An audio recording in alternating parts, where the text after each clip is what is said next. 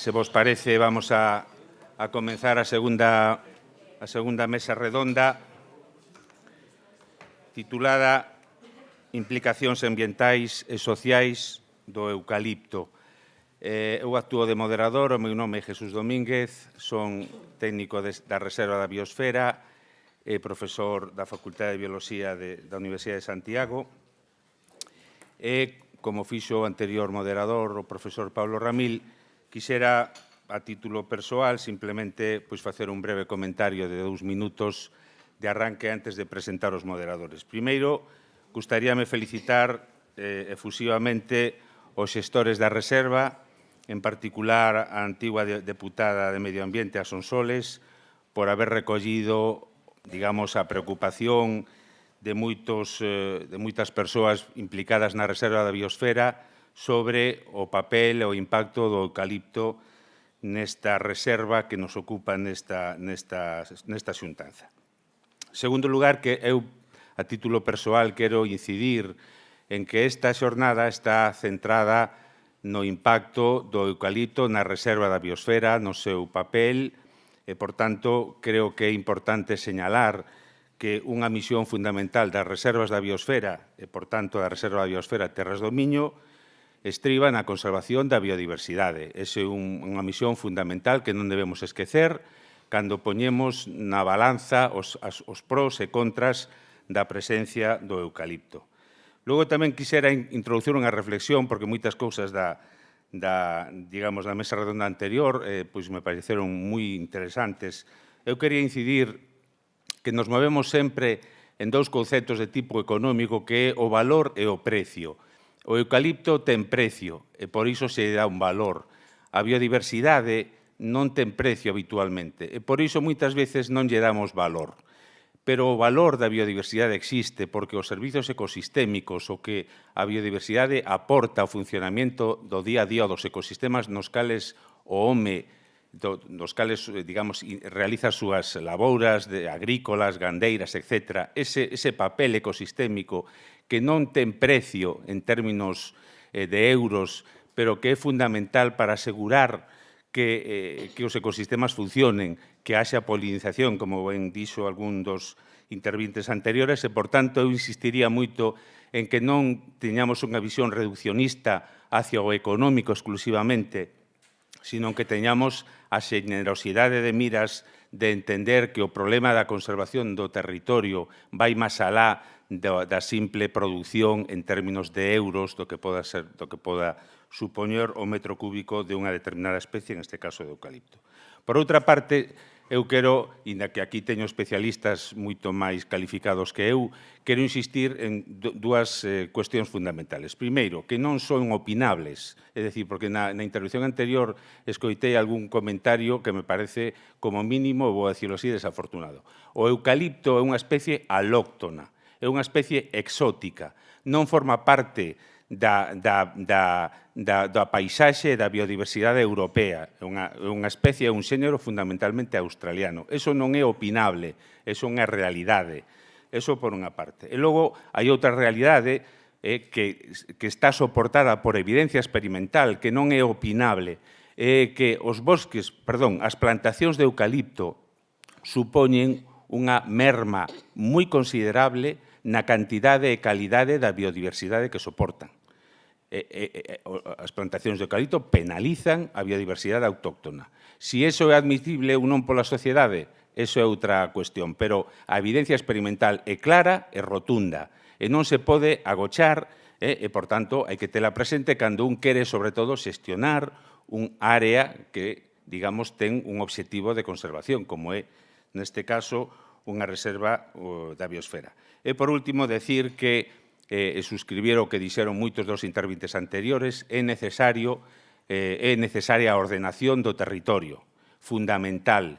E iso non pode quedar en mans dos concellos, como ben dixo o concelleiro da mesa anterior, sino que é unha responsabilidade autonómica fundamentalmente. E, por tanto, hai que ordenar o territorio para asegurar non só a productividade económica en términos de madeira producida, sino outro tipo de valores ecosistémicos, etc., que digamos, unha sociedade moderna, europea, avanzada, ten que respetar. Bueno, isto, en fin, é a miña intervención inicial, na que non vou a falar nada máis. Dito isto, vou a presentar os ponentes desta mesa.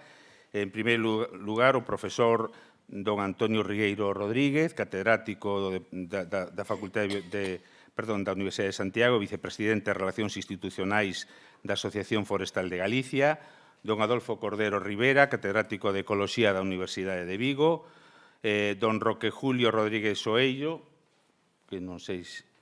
Sí, coordinador do Grupo de Traballo de Elaboración das Directrices do Plan Forestal de Galicia, don Jacobo Feijóo Lamas, secretario xeral da Asociación Sectorial Forestal Galega Asefoga, don Carlos Vázquez, que ven en representación do Servizo de Conservación da Natureza da Xefatura Provincial de Lugo, e doña Adela Figueroa Panise, que ven en representación da Asociación para a Defensa Ecolóxica de Galicia, ADEGA.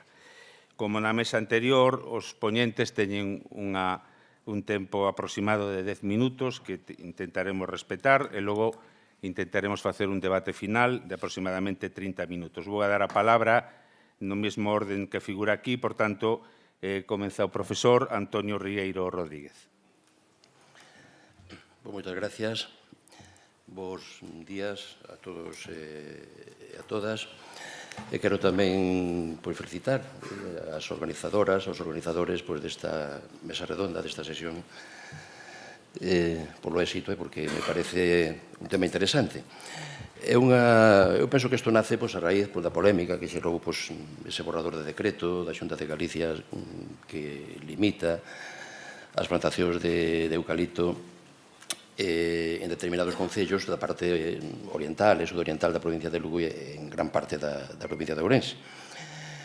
Entón, como desde o punto de vista dos propietarios forestais galegos, a verdade é que hai división de opinión, incluso na asociación da que eu sou vicepresidente da Asociación Forestal de Galicia, hai opinións diversas en relación co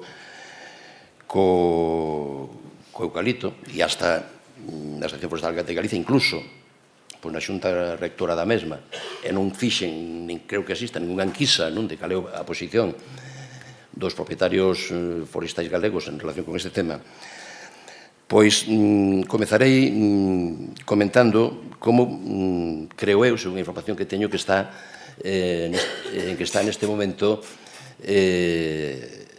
ese decreto. Unha parte de representantes dos propietarios no Consello Forestal de Galicia opúxose a él, outras asociacións de propietarios, concretamente de Montes Vidiñas e Mancomún, dicen que non somente é necesario, sino que incluso debe ser máis restrictivo.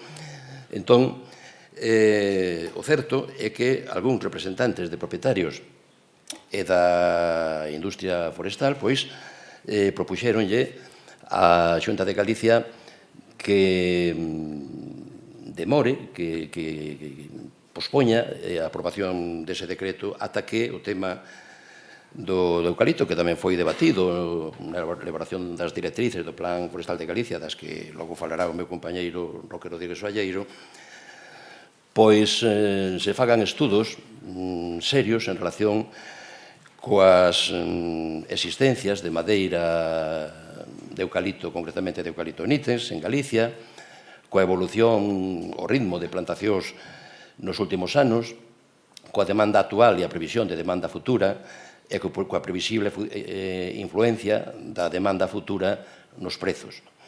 E entón, en base a ese estudio, que parece ser que pola presidencia da Xunta vai a ser asumido, se tomarían as decisións pertinentes e que se plasmarían no Plan Forestal de Galicia.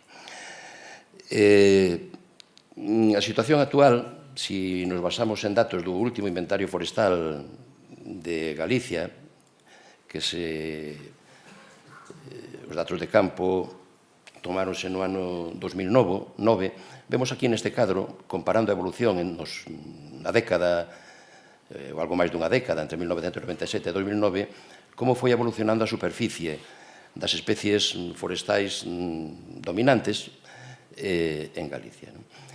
E vemos que hai un descenso importante dos piñeiros, de pinastre silvestre, un incremento importante de máis do 100% da superficie ocupada polo piñeiro insigne, polo pino radiata, e o que se refire aos eucaliptos, claro, aquí non diferencia o inventario forestal entre eucaliptos glóbulos e eucaliptos níten. Son os eucaliptos, en xeral, en masas puras, pois tiveron un incremento do 65%. E en masas mesturadas, pois, do 26%. Son as cifras que, hoxe, casi 10 anos despois dos datos de inventario,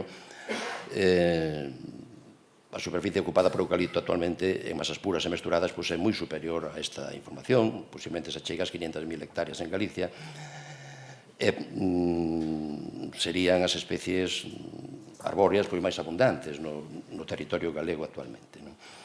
Eu quero chamar un pouco a atención sobre estes datos. En primeiro lugar, o descenso de especies como pino pinastre e como pino silvestre que proporcionan unha materia prima moi importante para industrias de transformación como son os serradeiros na nosa comunidade autónoma, un tipo de unhas industrias que sufriron unha reconversión brutal nos últimos lustros e que, bueno, pois unha das materias primas máis importantes como é a madeira de pino pinastre, pois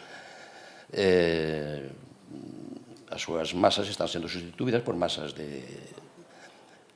nos últimos anos de pino radiata ou de eucalipto, actualmente solo de eucalipto. Incluso actualmente as de pino radiata que se cortan vanse transformando en masas de eucalipto. E por qué? Pois porque para o propietario forestal non debemos esquecer que en Galicia o 98% do terreo forestal é de réxime de propiedade privada, ou ben montes veciñais de mancomún, ou ben montes de particulares, e o eucalipto, mentre non se ofrezan e se incentiven outras alternativas que sean rendibles, pois é moi atractivo.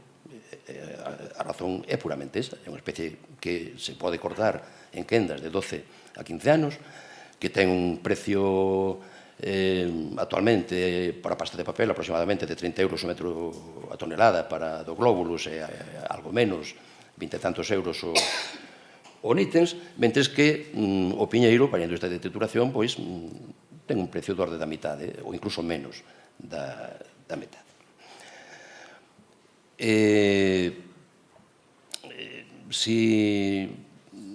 Por outra parte, eu quero tamén chamar a atención en relación con estes datos a que o pino radiata a súa superficie creceu de forma moi importante na década dos 90 e primeiros anos do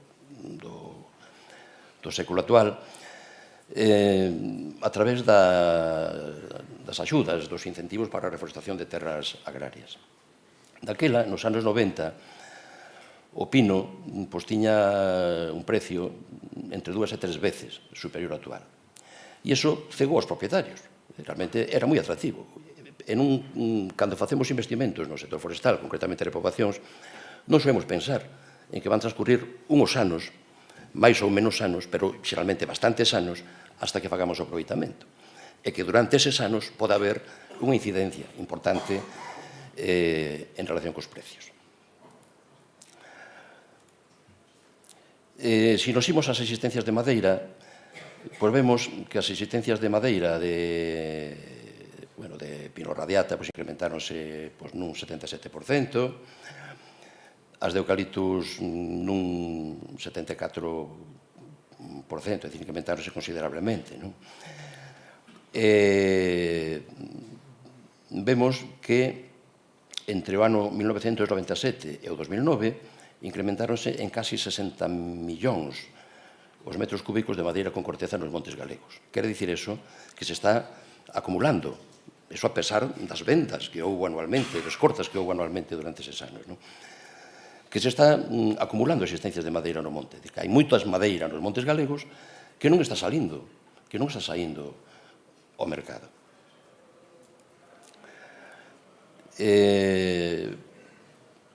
O incremento anual en metros cúbicos con casca entre o 97 e o 2009 foi do orde de 11 millóns de metros cúbicos con casca. Nos estamos cortando madeira anualmente alrededor de entre 7 e 8 millóns de metros cúbicos. É dicir, que podríamos incrementar considerablemente, polo menos un 50%, hai algúns estudos que dicen que se podría cortar hasta o doble, e con os criterios de sostibilidade. Bueno, esta información eu creo que ven ao caso, non? Porque ás veces fálase de si hai moito eucalipto, se hai pouco, se Galicia se está eucaliptizando, se non se está eucaliptizando. Eu creo que temos moi pouca diversificación en Galicia de produción madeireira. Concentrámonos casi exclusivamente en piñeiros e eucaliptos e a tendencia é a concentrarnos casi exclusivamente en eucaliptos. E iso é bo? Eu creo que non. Non é bo desde o punto de vista do mercado. Actualmente ten un bo mercado o eucalipto e ten un bo precio. Sosterase no tempo, se siguen o ritmo de plantacións do orde de 10.000, 12.000 hectáreas anuais que temos actualmente, pasará o que pasou co pino insigne, co pino radiata, que solamente en 15, 20 anos pasou o seu precio a entre un tercio e a mitade do que valía hai 20 anos. Que sucederá co cambio climático? Non vou terminando, sí. Eu penso que na planificación forestal, que debe ser consensuada e estable no tempo, é moi importante, debe ser consensuada políticamente, non? Porque trascende moito máis aló do que unha legislatura de mandato político, non? Porque, entre outros criterios, entre o criterio de diversidade, de mellora o arreglo da estrutura da propiedade, de introducir criterio de sostenibilidade, pois eu penso que hai que introducir tamén a cuestión do cambio climático. E iso pode ter que ver incluso co eucalipto. Esas zonas da provincia de Ourense e da sur da provincia de Lugo, as que se refería o decreto o que aludía ao principio, pois previsiblemente son as zonas que, se as tendencias son as que se prevén, se van a mediterraneizar con máis rapidez. E entón, especies que hoxe se dan ben aí, pois posiblemente terán que ir sendo sustituídas ou de forma natural ou de forma artificial por outras que se adapten mellor ao clima mediterráneo. E que sucederá co aspecto sanitario? Outro dos grandes problemas dos monocultivos. O eucalipto xa ten problemas sanitarios importantes.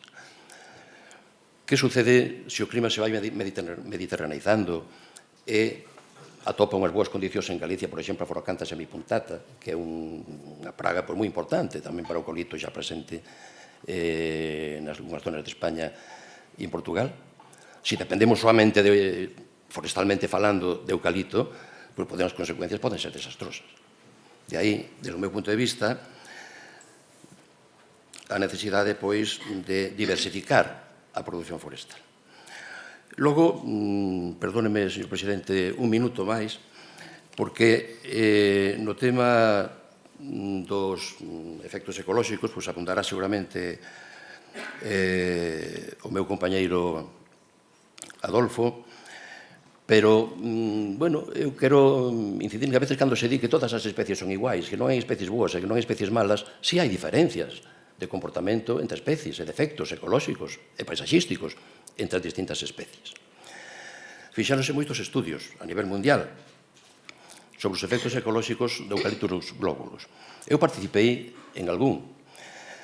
Chegamos á conclusión de que cando son eucaliptais vellos, próximos a 100 anos, é dicir, dos máis antigos que podemos ter en Galicia, porque o eucalipto introduciuse aquí a mediados do século XIX, pois entonces os efectos ecolóxicos non son tan negativos como cando son explotacións ou plantacións intensivas que se aproveitan cada 12-15 anos para producir pasta de papel, como son, recoñezamos, a maior parte das que temos en Galicia, que aí hai outra, tamén se podría diversificar o uso da madeira do eucalipto, porque non tratar eucaliptos a turnos máis largos e producir madeira de calidade que se poida utilizar como elemento resistente, como en madeira estrutural para construcción, por exemplo, como madeira contralaminada, etc.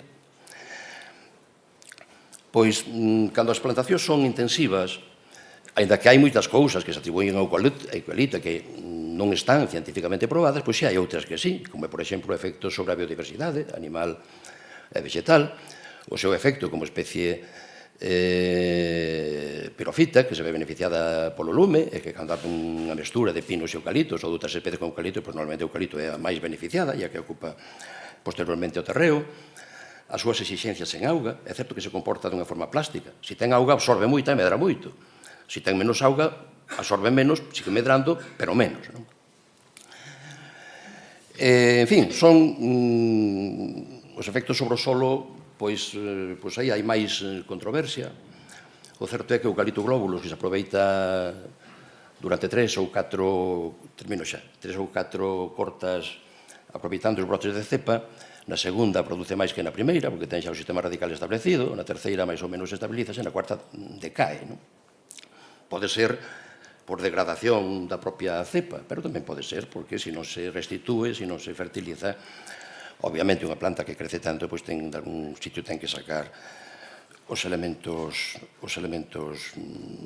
minerais. Non?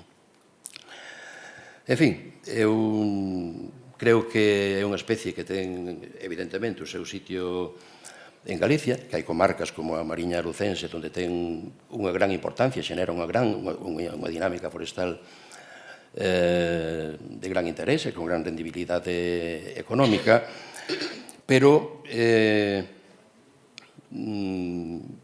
quizás non sexa a mellor opción non planificar, non ordenar, deixar ir facendo e que en poucos anos pois a única especie ou case a única especie forestal de aproveitamento madeireiro que teñamos en Galicia sexa o eucalipto, cando realmente hai outras alternativas das que logo podemos falar. Moitas gracias.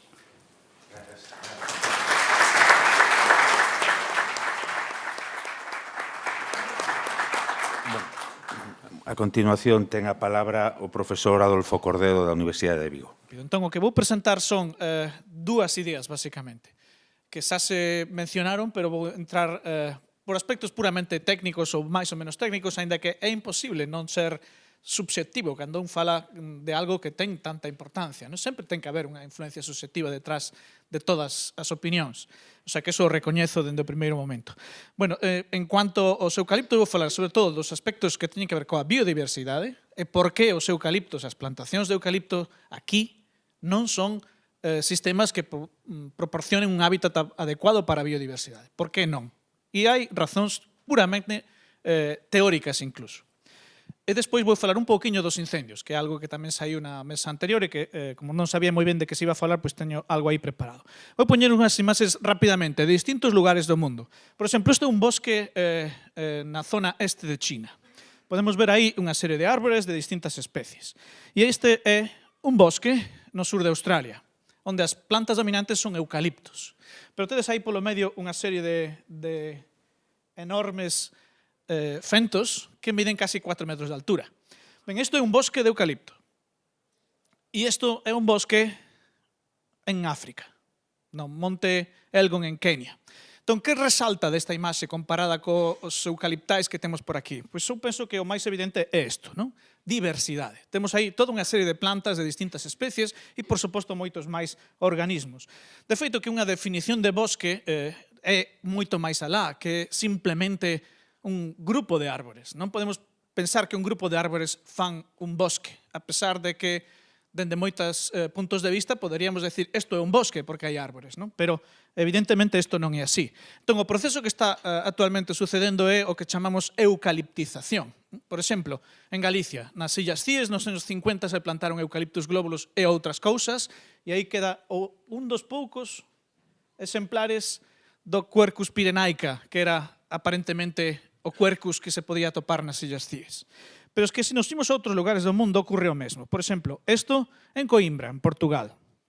Isto en Aberdeen, en Kenia. Isto en Medellín, Colombia.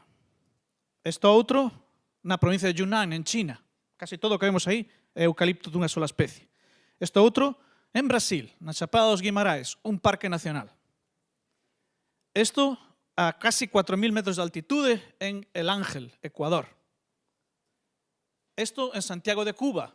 Temos piñeiros, que son autóctonos, e eucaliptos. E isto en Australia.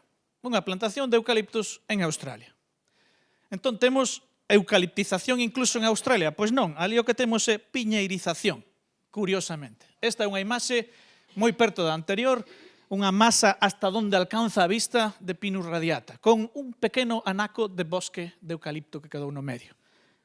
Outro exemplo, kilómetros e kilómetros plantados exclusivamente con Pinus radiata.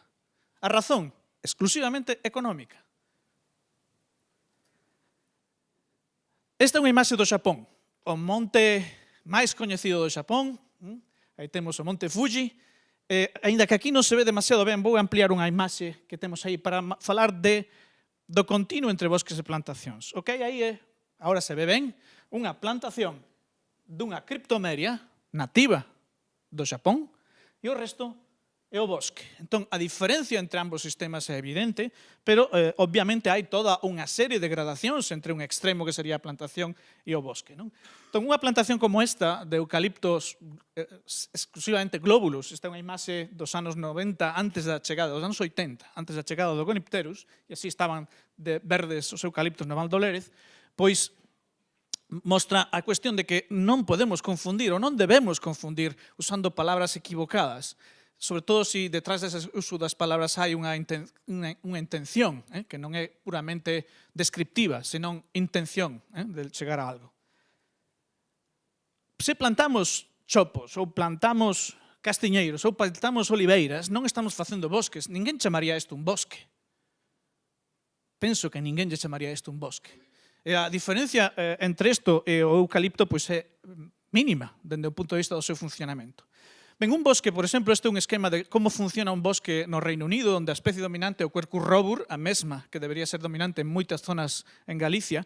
Mostra aí, por exemplo, a relación do paso de enerxía entre as árbores productoras e os organismos que van consumindo esa enerxía. Entón, por exemplo, aquí teríamos 4 pasos de enerxía para chegar a ese depredador, aquí poderíamos chegar a 5 pasos de enerxía e neste caso a 3. O número de niveis tróficos, que é isto que se representa aí, oscila entre 3, 5, 6, non moito máis alá. En cada paso se perde habitualmente un 10% de enerxía. Perdón, pasa solo un 10%, se perde un 90%.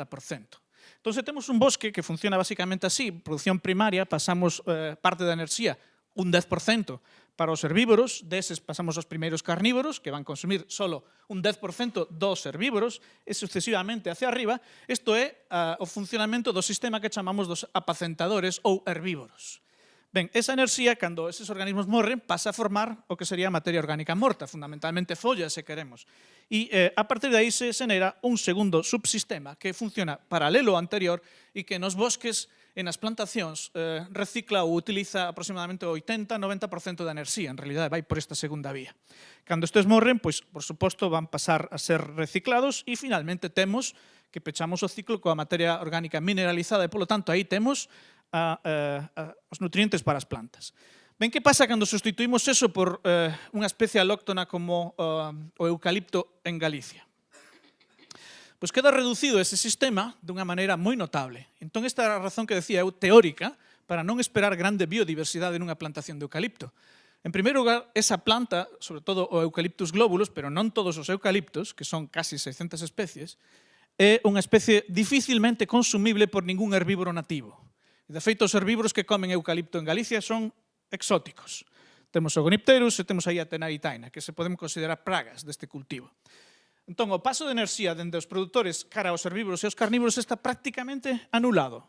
Casi non hai. Así que aí non pode haber diversidade porque non hai enerxía para formar esa diversidade. Se vamos polo outro lado, pola vía dos detritívoros, que sería a alternativa, temos un problema e é que a calidade da materia orgánica producida polos eucaliptos para os detritívoros e consumidores desa materia nativos de aquí é moi mala, moi baixa. Por lo tanto, en consecuencia, o que acabamos é tendo unha plantación de eucaliptos que pode producir diñeiro, sí ou non, dependendo das circunstancias, pero o problema é que se trata dunha árbore que dificilmente permite a xeneración de un sistema diverso. Se nos vamos a Australia, este é un artículo feito en Australia que compara precisamente as plantacións de eucalipto cos bosques de eucalipto, onde estamos na zona nativa do eucalipto. Que atoparon estes? Pois atoparon que, e aí estes gráficos mostran o número de especies de insectos, resulta que incluso en Australia as plantacións de eucalipto teñen menos especies e a maioría das especies que aparecen aquí, esas 22 que son únicas dos eucaliptos, son plagas. Especies como o Gonipterus que temos aquí. E aí se forma unha plaga tamén. Entón, había dos descompoñedores que sería a alternativa, pois teríamos varias cuestións para mencionar. Aquí está isto extraído en pequenos retazos do que os estudios feitos en Portugal teñen demostrado. É moi difícil que se forme unha grande sistema de descompoñedores a partir da materia orgánica dos eucaliptos en Portugal ou na Península Ibérica, porque son especies químicamente moi ben protegidas frente aos herbívoros. Entón, por exemplo, nós estudiamos isto cos ríos de primeira e segunda orde no Val do Lérez e atopamos unha reducción notable da diversidade de macroinvertebrados, tanto en diversidade como en número de familias.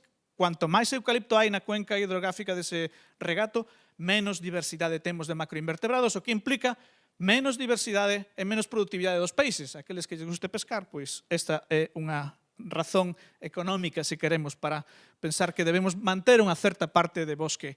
Pero non ten por que ser necesariamente así. Isto é unha imaxe dun bosque de eucaliptos do sur de Australia, onde temos fauna moi diversa, incluso este lagarto de casi 3 metros de longitude, ou no bosque seco de eucalipto de moitas zonas do sur de Australia podemos atopar, por exemplo, serpentes como esta que é unha da segunda ou terceira máis venenosa do mundo, que me enterei despois de facer a foto que era unha das máis venenosas do mundo.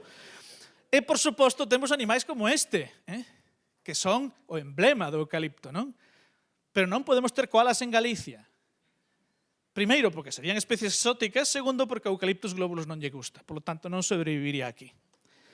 Entón, para rematar, a parte dos incendios, que me parece outra cousa ben importante, esta é unha imaxe de un parque nacional no sur de Australia en pleno xaneiro, o sea, o equivalente de agosto.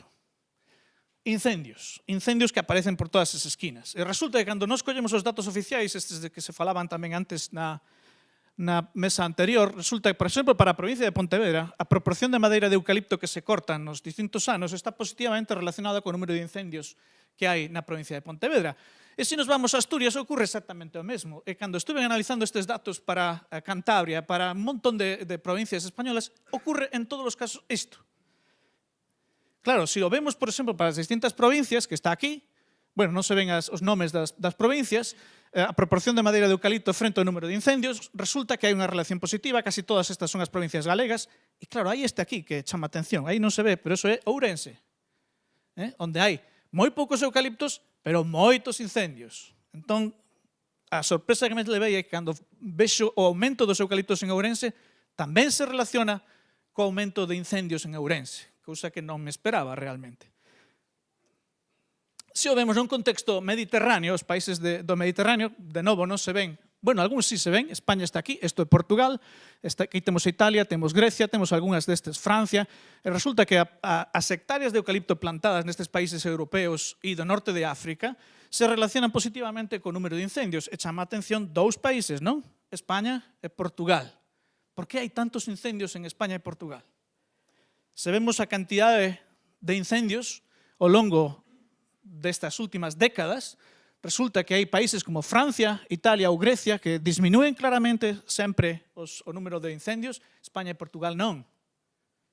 E que diferencia hai entre uns e outros? Pois basicamente isto. As especies pirófitas forman un ciclo. Dende logo, máis incendios significan máis eucaliptos e máis eucaliptos tamén significan máis incendios.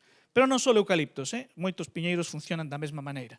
En Chile, este mes de xaneiro houve un desastre absoluto con xente morta, como ten pasado aquí ás veces, incendios, e que plantan en Chile fundamentalmente pois eucaliptos e piñeiros, e aquí dice unha persoa que traballa en Chile que é de orixe australiana, resulta que en Australia aos eucaliptos les chamamos árboles gasolina. Entón, aí está a imaxe, e con isto remato. Quedarían moitos outros temas que non dá tempo a falar, pero que se acaso no seu momento pois se pode intervir sobre eso. Gracias.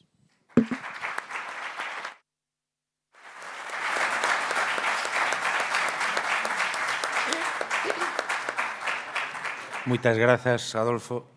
A continuación ten a palabra don Roque Julio Rodríguez. Pues eso, si me haces un pouco de hueco. Bueno, pois bons días. Eu voulles expoñer dentro desta xornada pois o que como se recolleu o tema do eucalipto no que foi o grupo de traballo de elaboración de directrices para a revisión do Plan Forestal de Galicia. Fundamentalmente, esa é o meu obxectivo neste caso. E, polo tanto, pois, bueno, fundamentalmente falarei do que son os resultados dese proceso. En algún caso, se teño algún comentario meu, digamos, particular, intentarei, pois precisalo, de forma que, bueno, distinguir claramente o que foron as directrices desa opinión máis personal, non? Bueno, este grupo de traballo organizouse en torno ao Consello Forestal de Galicia cunha representación con 2 coordinadores, como ven vostedes aí, cun apoio técnico por parte dun grupo da Universidade de Vigo, unha secretaría técnica e o fundamental, pois, os membros do grupo de traballo, que foron 26, en representación do que é o sector forestal. Claro, lóxicamente, esas 26 organismos, institucións, pois,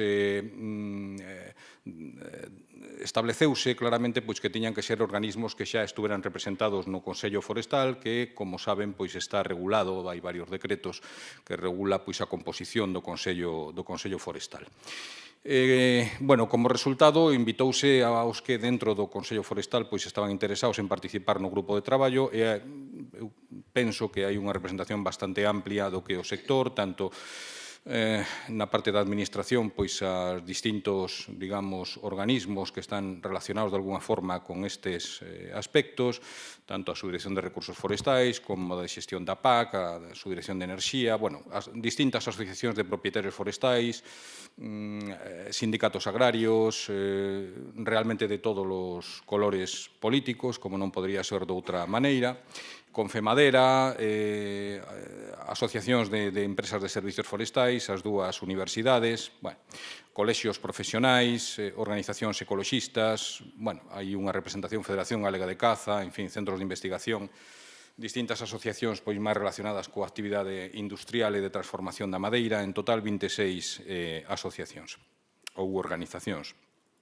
Ben, de alguma maneira, para abordar todo este tema, pois identificarnos unha serie de áreas temáticas ou bloques que deberíanse definir sobre eles algunhas directrices claras pois para o que sería a revisión do Plan Forestal do ano 92, que é un plan pois xa moi antigo e que, lóxicamente, pois require pois unha revisión urxente. Esas áreas temáticas foron 19, é dicir, eu diría, isto xa é opinión personal, que a política forestal é algo relativamente complexo, como poden ver aí, e eu penso que, de feito, non existe. Esa é a miña opinión. Non temos unha política forestal, sería bo que a teñamos, porque habría que definirse sobre todos estes aspectos. Todos estes aspectos deron lugar a un bloque de enquisas, a 3 bloques en concreto, cunha serie de preguntas concretas pois en cada un deses bloques. O proceso en sí, isto estou me estendendo un pouco, pero para que vexan de onde ven esta información que despois lles darei, pois deu lugar pois a un traballo fundamentalmente dun ano enteiro, desde febreiro de 2015 hasta decembro de 2015, no que o número de xuntanzas, reunións plenarias do grupo de traballo, temas de posible participación de todas as asociacións que estaban ali no grupo de traballo, pois se intentou desde a coordinación pois que tuveran todo tipo de facilidades realmente para poder participar, porque moitas veces pois isto é algo complexo. É dicir, pois enviabas uns borradores dos bloques das enquisas, podía haber pois había unha achegas por parte desas asociacións, había pois achegas que se aceptaban, outras que non, despois abrías un plazo para a contestación das enquisas, etc. Polo tanto, pois intentouse que fose un grupo de traballo, penso que en certa medida sí que se conseguiu. Aprobamos as directrices polo grupo de traballo pois en decembro de 2015 coa indicación á Xunta de Galicia de que pois o razonable sería que o plan forestal estuvese revisado nun plazo aproximado de 6 meses, a partir dese momento. Visto que é a metodoloxía, que se pode volver a ela, se queren despois na parte de preguntas, pois unha das áreas temáticas que afecta directamente a este problema que temos en riba da mesa do eucalipto ou esta cuestión, pois é a superficie forestal e as formacións arbóreas. Estas puntuacións que teñen aquí é en escala de 1 a 5 o que como media pois todas as organizacións que estaban ali no grupo de traballo votaron. Cando había unha desviación moi importante no resultado, pois realmente había un análisis concreto de por que tiña habido unha desviación para intentar chegar a uns acordos. Na maioría dos casos sí que se acadou. En principio, o planteamento é que se pode incrementar a superficie arborada, que ahora mismo está en 1,4 millóns de hectáreas. Teríamos 0,6 millóns de hectáreas desarboladas, pero tamén con moitas desa superficie desarbolada corresponde pois a hábitats que é preciso conservar, e iso non está claro. E dentro dese posible incremento de superficie arborada, pois realmente a puntuación máis alta levouna pois a necesidade de aumentar decididamente a superficie arborada de frondosas caducifolias, mediante pois unha serie de actuacións como podrían ser fomentar a plantación, a rexeneración e especialmente unha serie de especies que se consideraron claves aí, como foron o castiñeiro, o carballo e cerdeira en concreto. Bueno, en principio, tamén xiraba, de algunha forma, no que foron os resultados das directrices, a necesidade de fomentar unha xestión activa desas formacións, como despois podemos reincidir máis tarde. Por outra banda, no caso de coníferas tamén había un acordo de que se debería incrementar esa superficie de coníferas. Ahora mismo non temos un inventario forestal realmente que se actualice con moita frecuencia, pero polos datos que deu o meu compañeiro profesor Rigueiro, pois realmente a superficie de pino pois está resentíndose, e nese caso pois a directriz que saiu é que conviría pois relanzar a superficie de pino para, para distintas utilidades e usos. No caso do eucalipto, o planteamento con 2 votos particulares nese caso é que a superficie a nivel de toda Galicia debería manterse ou mesmo reducirse. É dicir, se podría decir que a opinión generalizada, salvo eses 2 votos particulares, era que xa conviría estabilizala. Ben, o tema é como, non? O tema é como, e aí pois entramos, porque senón sería poñer isto como directriz, realmente sería non facer nada, e un planteamento claro e con moi boa, unha boa calificación, votación xeral, pois é que debese cumplir e facer cumplir as limitacións legais xa existentes respecto do eucalipto. Esas limitacións pois son variadas e eu penso que non está de máis deternos un pouco para saber cales son ahora mismo por aplicación da propia Lei 7/2012 de Montes e tamén a aplicación pois do Plan Director de Rede Natura. En principio, os cambios de actividade agrícola forestal só se permiten con frondosas caducifolias ahora mismo. Outra cousa é que, pois por os motivos que sean, en algúns sitios non se estén cumplindo, pero tamén lles digo que, polo que eu sei dos distritos forestais, sobre todo o 9 ou 10, pois hai moita actividade dos distritos forestais, realmente ahora mismo é xestionar denuncias sobre este tema. Por outra banda, limitacións derivadas de distancias de plantación, que, entre outras cousas, hai 15 metros a cada lado de cursos de auga de máis de 2 metros de ancho, que son terían que estar poboados exclusivamente con frondosa caducifolia. Iso tamén é unha medida realmente moi relevante, que xa non só que non se poida plantar, senón que iso ten que revertir pois a formacións de frondosa caducifolia. Xa sei que en algúns casos non se cumple. E, por outra banda, pois, en especies de anexo 1, é dicir, en frondosa caducifolia, en frondosa autóctona, realmente as reforestacións de eucalipto están prohibidas.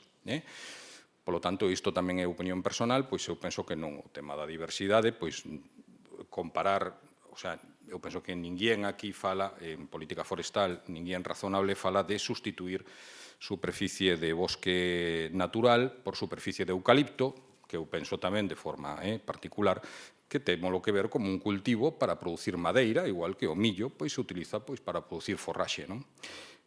Pero realmente se está plantando eucalipto é porque, sigo en opinión personal, os propietarios de terras pois ven que como xa se dixo antes, pois unha alternativa rentable, non?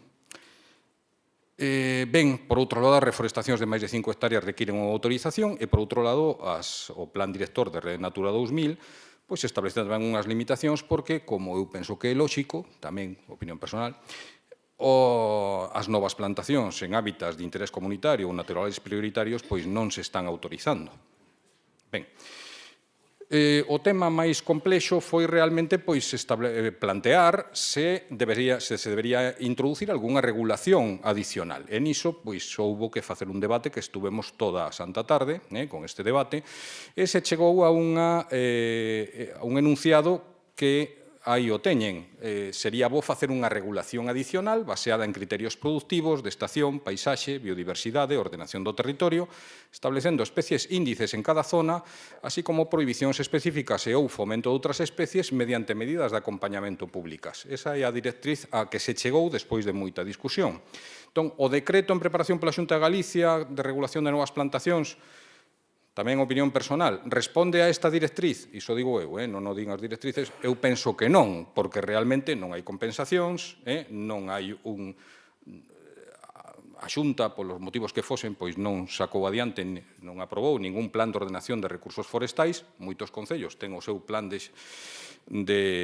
o pexón realmente en marcha e, polo tanto, eu a verdade entendo nese caso os concellos cando din este planteamento. E, por último, xa remato, denominadores comuns ao longo das directrices son que o obxectivo esencial da revisión do Plan Forestal de Galicia, que ainda non o revisaron, debería ser manter a multifuncionalidade do monte e a súa importancia productiva. Os propietarios forestais e as asociacións que representan os distintos eslabóns, sobre todo na parte da cadea monte-industria, consideran que a política forestal non pode basearse nun compendio de restriccións e prohibicións, que son necesarias medidas de fomento que potencien a xestión activa e que frenen de xeito eficiente o abandono do medio rural, que alí consideraron, isto non é opinión personal, é a opinión deles, que é o problema máis acuciante que se debe enfrentar. Aproveito tamén para decir que ese abandono do medio rural é o que máis directamente ligaban estas 26 asociacións e organizacións coa dinámica de incendio. E, por outra banda, pois, eu penso que é relevante tamén non esquecer, facía hincapé, a función divulgadora, de difusión, dinamizadora, de presencia no rural que ten o personal dos distritos forestais, pero en especial os axentes forestais, de forma que se fomente esas funcións que se compatibilicen coas de vixilancia, policía e custodia, que tamén son lóxicamente, históricamente importantes, pero que non deben ser as únicas. Pola miña parte, nada máis.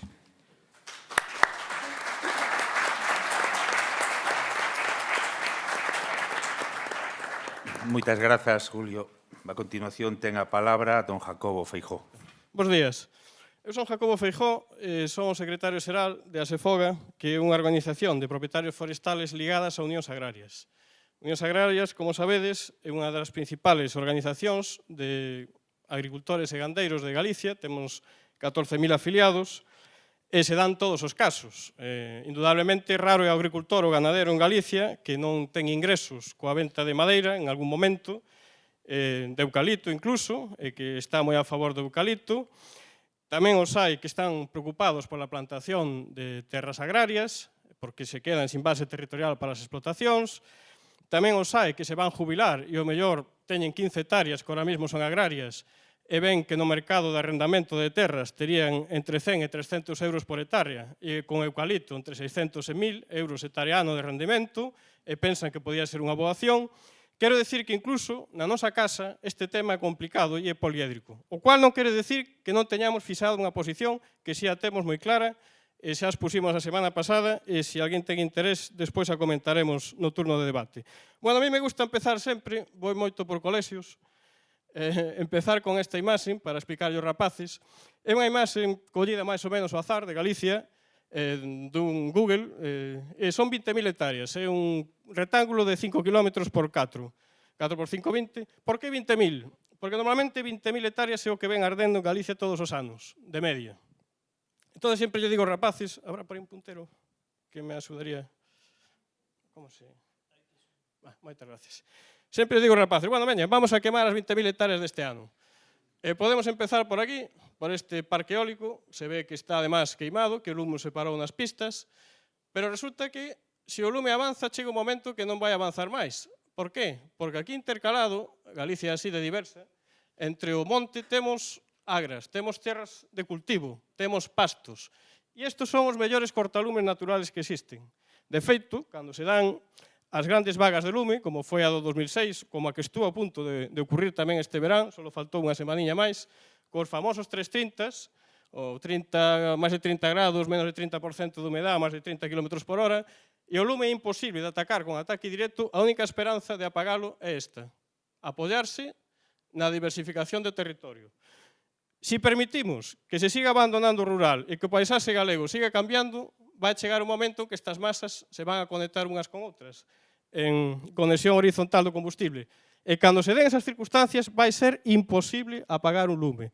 E entraremos no escenario, que xa estamos entrando, dos grandes incendios forestales. A mí sempre me gusta recordar un que hubo en Guadalajara, non hai moitos anos, que temos na memoria, porque faleceron 5 personas, 4 detrás e un axente forestal, se mal non recordo, e en aquel único lume, ali en Guadalajara, arderon 14.000 hectáreas todas xuntas.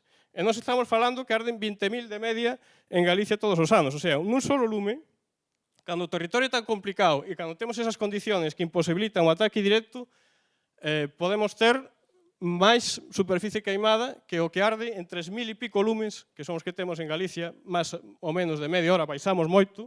No período dos 90 hasta 2005 eran 10.000 lumes o ano. Se descontamos os días de chuvia e dividimos, nos damos conta da salvajada, estamos en 3.000 e pico, gracias a Dios. Pois, insisto, isto é o que nos ten que preocupar, que o noso territorio siga tendo actividade diversificada, porque será o único que nos protexe. E aquí é onde debíamos de centrar os debates e os esforzos, en que vamos a facer co medio rural. Porque o sector forestal, se fracasa o desarrollo rural, se fracasa a agricultura e a ganadería, non vai ter futuro, vai arder. O que non xestionemos nós, o que non xestione o home, vai non xestionar o lume. Non só aquí, en cualquier outro lugar do mundo, é así. E en Galicia levamos moi mal camino. Temos unha xeografía moi especial, temos unha ocupación do territorio moi especial, a mitad dos núcleos de población de toda España está en Galicia, un cada 100 hectáreas, 33.000 núcleos de población en 3 millóns de hectáreas, e a medida que, insisto, se vai abandonando a actividade, pois entraremos nesa situación irreversible. Por iso o verdadeiro debate ten que ser este. E aquí onde temos que centrarnos, non en andar poñendo etiquetas ás especies, nin generando conflitos, nin generando debates que moitas veces nos distraen. Vamos ir entrando no tema que nos ocupa hoxe do eucalipto. Aquí temos unha imagen dun mapa do ano 2009, feita pola Universidade de Santiago, donde se ve a distribución de eucalipto en Galicia e se ve que é unha especie eminentemente atlántica, inda que xa se empeza a ver esas intrusións de nítens que se van movendo hacia o interior. E en só dos distritos forestales, na Mariña de Lugo e na Mariña da Coruña, temos case o 40% do total das existencias de eucalipto de Galicia, que son do orden de 60 millóns de toneladas en pé. Tamén temos frondosas caducifolias en Galicia, por suposto que sí, e aquí temos outro mapa que nos lo indica, especialmente abundante en Lugo e en Ourense. As frondosas, se antes falábamos de 50 millóns de toneladas para o eucalipto de existencias, as frondosas están no entorno, que non quixera equivocarme, perdón, o eucalipto 61 millóns e as frondosas 50 millóns. Hai menos volumen de madeira de frondosas, pero o orden de magnitud é parecido. En superficie non é así. Hai máis superficie con frondosa que superficie con eucalipto, a pesar de que haxe menos madeira de frondosa que de eucalipto, porque as existencias por hectárea son menores. Estaríamos falando de que prácticamente un 30% da superficie forestal arbolada, 30, 33, un tercio, está ocupado en día por frondosas. Aquí se ve en Lugo dos distritos donde a presencia de frondosa é máis abundante en toda Galicia. E tamén temos pinos en Galicia. Quero chamar a atención, no caso de Lugo que estamos hoxe, o verde é o pináster, o vermello radiata e o silvestre o azul. Lugo claramente é a provincia do pino radiata. E despois temos silvestre nas zonas máis altas e algo de pináster. Bueno, as existencias de pino son do orden de 78 millóns de toneladas. 78 sería o pino, o máis, 61 o eucalipto, 50 as frondosas. E en porcentaje de superficie sería o 41% de pino, o 32... Perdón, me quedo cos datos da madeira. As da superficie teño desglosado únicamente o de frondosa, que sería máis ou menos un tercio. Bueno, onde quero chegar é que no territorio, a día de hoxe, existe de todo. E aquí hai outra cousa moi interesante, que son as cortas de madeira en Galicia. Isto que vemos aquí de color gris é o pino, o verde é o eucalipto, e esta cousiña que casi non se ve, que ven por aquí abaixo, son as frondosas. Vemos que desde o ano 96 hasta ahora pasou a ser a especie máis relevante en porcentaje e en valor absoluto o eucalipto. Aquí vemos que ocupa máis da mitad do gráfico, o sea, no ano 2015. E o pino se vin restringindo. E as frondosas creceron casi nada. E aquí ven unha reflexión moi interesante. O sea, estamos dicindo que as frondosas ocupan casi un tercio do territorio e, en cambio, en valor económico están producindo, que? Un 5% do valor da madeira. Aí temos un reto, temos un gran desafío. Temos un gran desafío, conseguir que esa gran superficie de Galicia, ese gran volumen de frondosa, sexa tamén produtor de riqueza económica.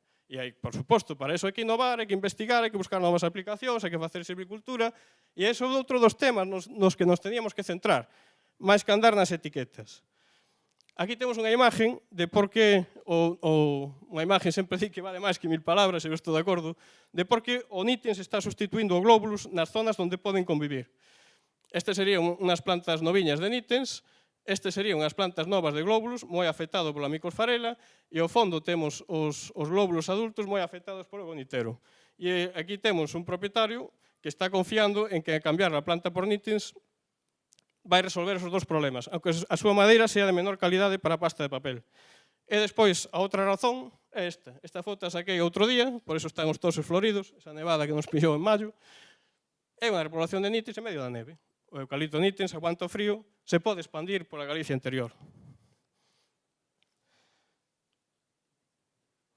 Bueno, sabedes que temos unha proposta de limitación de cultivo do eucalipto nítens en Galicia. Esta sería a provincia de Lugo, estes serían os concellos delimitadores. E esta sería a provincia de Ourense, onde estaría totalmente prohibido. Sobre eso quixera facer un último apunte, xa para cerrar a miña intervención.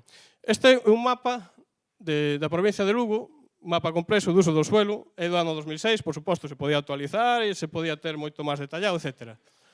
Básicamente, esta zona verde é a do eucalipto e o resto de por aquí son o resto dos usos do suelo. Bien, fixemos un pequeno experimento que consistiu en aplicar a lei a cada unha destas superficies para ver coa lei que xa existe agora, sin facer decreto ni facer nada, que lle pasaría a provincia de Lugo se o eucalipto se plantara donde ahora mismo permite a lei. Claro, se nos saltamos a lei, pois entón non facemos nada. E este foi o que nos saliu. En verde está o eucalipto que existe ahora, e a zona esta inmensa vermella de aquí son zonas onde estaría prohibido incrementar as plantacións de eucalipto. Bien porque son red natura, ben porque todo por aquí, por el medio, están pastos, terras de labor, núcleos de población, zonas protegidas, etc. As puntitos azules sería donde, aplicando a lei, se podría plantar eucalipto nítens. E as zonas amarillas é onde temos o piñeiro. É dicir, que se podría plantar o eucalipto nítens nas zonas azules e nas todas as zonas amarillas se sustituíramos o pino por eucalipto. E nada máis, se me acaba o tempo, simplemente quería deixar esta imagen como última reflexión. Isto nos indica a conveniencia de regular, de alguna maneira, a convivencia do eucalipto co pino na provincia de Lugo, sin necesidade de prohibicións genéricas en zonas enteras do territorio, porque o eucalipto no monte, non nas terras agrarias, no monte pode ser un recurso como outro calquera para que os agricultores, os gandeiros, os propietarios forestales sigan creando riqueza e sigan podendo ter opcións non só de vivir no rural, sino de vivir do rural, que é moi importante. Moitas gracias.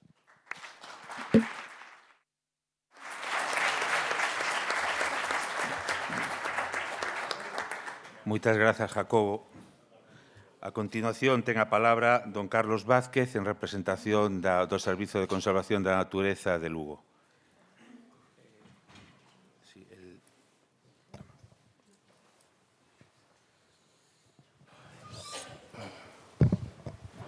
Ola, bons días a todos. Bueno, eu veño do Servicio de Conservación da Natureza de Lugo e vou falar das competencias que ten este servicio nesta materia que estamos tratando, de aproveitamentos forestais, en particular do eucalipto. As competencias que temos, basicamente, son as que nos dá que aplicamos a través do Plan Director da Rede Natura e da legislación de pesca fluvial. Actuamos de dúas maneiras. Podemos autorizar ou podemos informar, dependendo de se temos verdadeiramente a competencia ou nos solicitan informes de aqueles organismos que sí que teñen a competencia desas autorizacións. En primeiro lugar, hai que decir que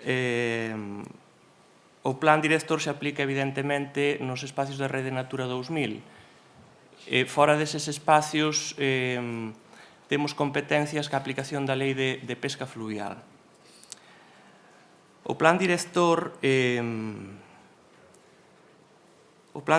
permite dous tipos de actuacións dentro da Rede Natura 2000. Unha é a reforestación de zonas previamente plantadas con eucalipto, que se está autorizando sin problema ningún, sempre cando se volva a repoblar ca mesma especie. É dicir, se temos eucaliptus glóbulos, volveremos plantar eucaliptus glóbulos, non podemos pasarnos, por exemplo, ao nítens. O que si podemos facer é pasarnos, por exemplo, ao pino ou unha especie como carballo, unha especie autóctona. Por outro lado, tamén se permiten as plantacións de novo na Rede Natura 2000, aínda que parece ser que a xente non o comprende, pero sí que se pode plantar de novo na Rede Natura 2000, aínda que cunha limitación bastante importante, e é que na parcela na que se queira plantar non exista un hábitat de interés comunitario, o cal evaluamos nós no servicio a través do correspondente inventario. En caso de surxir algunha discrepancia, pois enviando os nosos axentes sobre o terreno a que verifiquen a situación.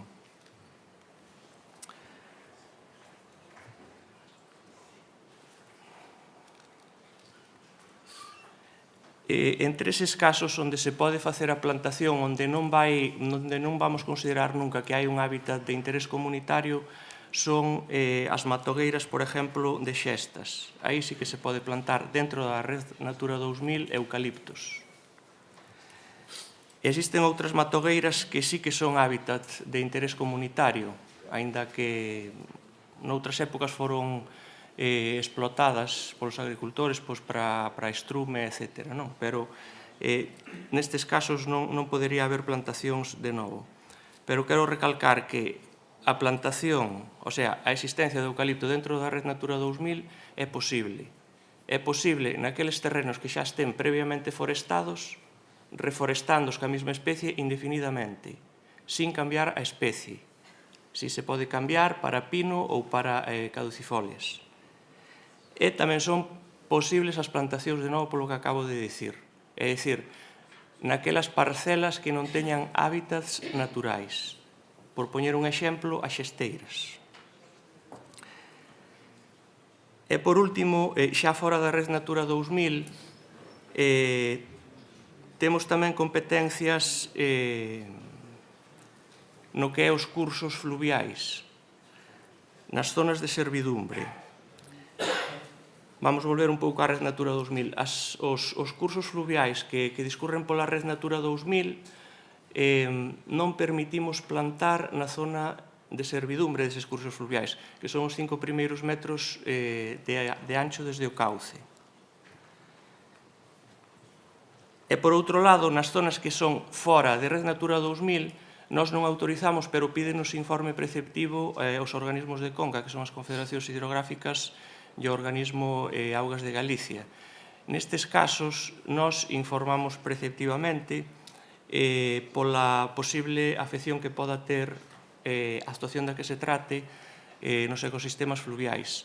En este caso, na zona de servidumbre, tampouco deixamos plantar eucaliptos. Estes requisitos que nos informamos recollos na súa autorización o organismo de conca correspondente e temos que respetar o particular que solicita que solicita esas cortas. Non sei se me estou equivocando, perdón. Deixamos cortar, non deixamos plantar, pero sí que deixamos cortar eucaliptos e calquera outra especie alóctona nesas zonas de servidumbre. Poñendo, ademais, unha serie de requisitos no que son as propias tareas de corta, como pode ser o non danar as especies propias de ribeira na actuación, ou non realizar vías de saca, ou evitar contaminacións das augas, ou deixar residuos na zona de actuación. E fora desto, nós non temos máis competencias. Non temos máis competencias. O Servicio de Conservación da Naturaleza. Pero, aínda que nós, pola nosa parte, en aplicación das normas que nos corresponde facer aplicar, sea permitido un determinado uso, o particular ten que ver que outros organismos e outras normativas lle deixen facer a actuación da que se trate, porque nós podemos, por exemplo, deixar facer unha plantación de eucalipto dentro da Red Natura 2000 nunha pradeira que pode ser artificial e que non é un hábitat natural, pero outros organismos non lle deixarán facer esa plantación, polo tema de que non se poden transformar os terreos agropecuarios en terreos forestais. Outras normativas que hai que ter en conta e que non son da nosa competencia directa, pois son a legislación de augas, a legislación de impacto ambiental, que sí que toca na nosa consellería, que fai unha referencia xenérica a que as plantacións de máis de 50 hectáreas de calquera especie pois deben ser sometidas a unha evaluación ambiental. E esas plantacións, en todo caso, e de calquera especie que sean superiores a máis de 10 hectáreas, deben ser sometidas tamén a evaluación de impacto ambiental se son dentro da Red Natura 2000. É unha normativa fundamental que hai que ter en conta son os plans xerais de ordenación municipal, que evidentemente non son da nosa competencia, pero que se diseñaron en base ás directrices da Lei do Solo, digamos que a norma preponderante onde están aprobados estes plans xerais de ordenación municipal, porque tamén son coherentes cas demais normativas, incluídas as que nos afectan a nós, por exemplo, a Lei de Pesca Fluvial ou o Plan Director. Isto é todo pola nosa parte.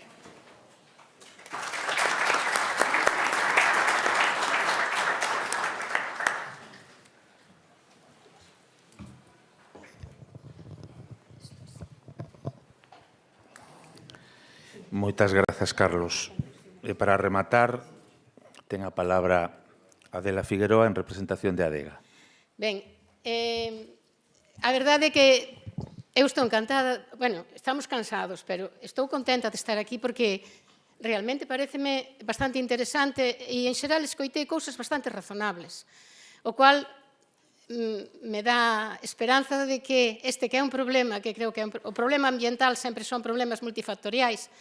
Nunca a teoría xeral de sistemas nos permite abordar precisamente os sistemas ecolóxicos porque sempre son multifactoriais e multisectoriais. Hai moitísimas razóns que intervenen neles. Por iso non se pode planificar desde un despacho e lanzar unha raya así, daqui te toca e aquí non te toca. Eso non se pode facer en ecoloxía porque moi ben lo demostraron todos os que falaron antes que nos. Hai que ver moitas outras cousas. E, sobre todo, unha cousa que a mí me gustou moito que se está escoitando aquí e é a necesidade de escoitar a xente, de escoitar aos que están sobre o territorio e tamén os que vivimos no territorio, que tamén temos bastante que decir. Entón, iso é unha conclusión, unha das cousas que me gustaría moito levar como se saíse de conclusión destas xornadas, porque creo que temos que ter a todo o mundo en conta, non podemos temos que ter a realidade do país é a que é, e para poder levar adiante algo, temos que ter en conta a toda esta realidade,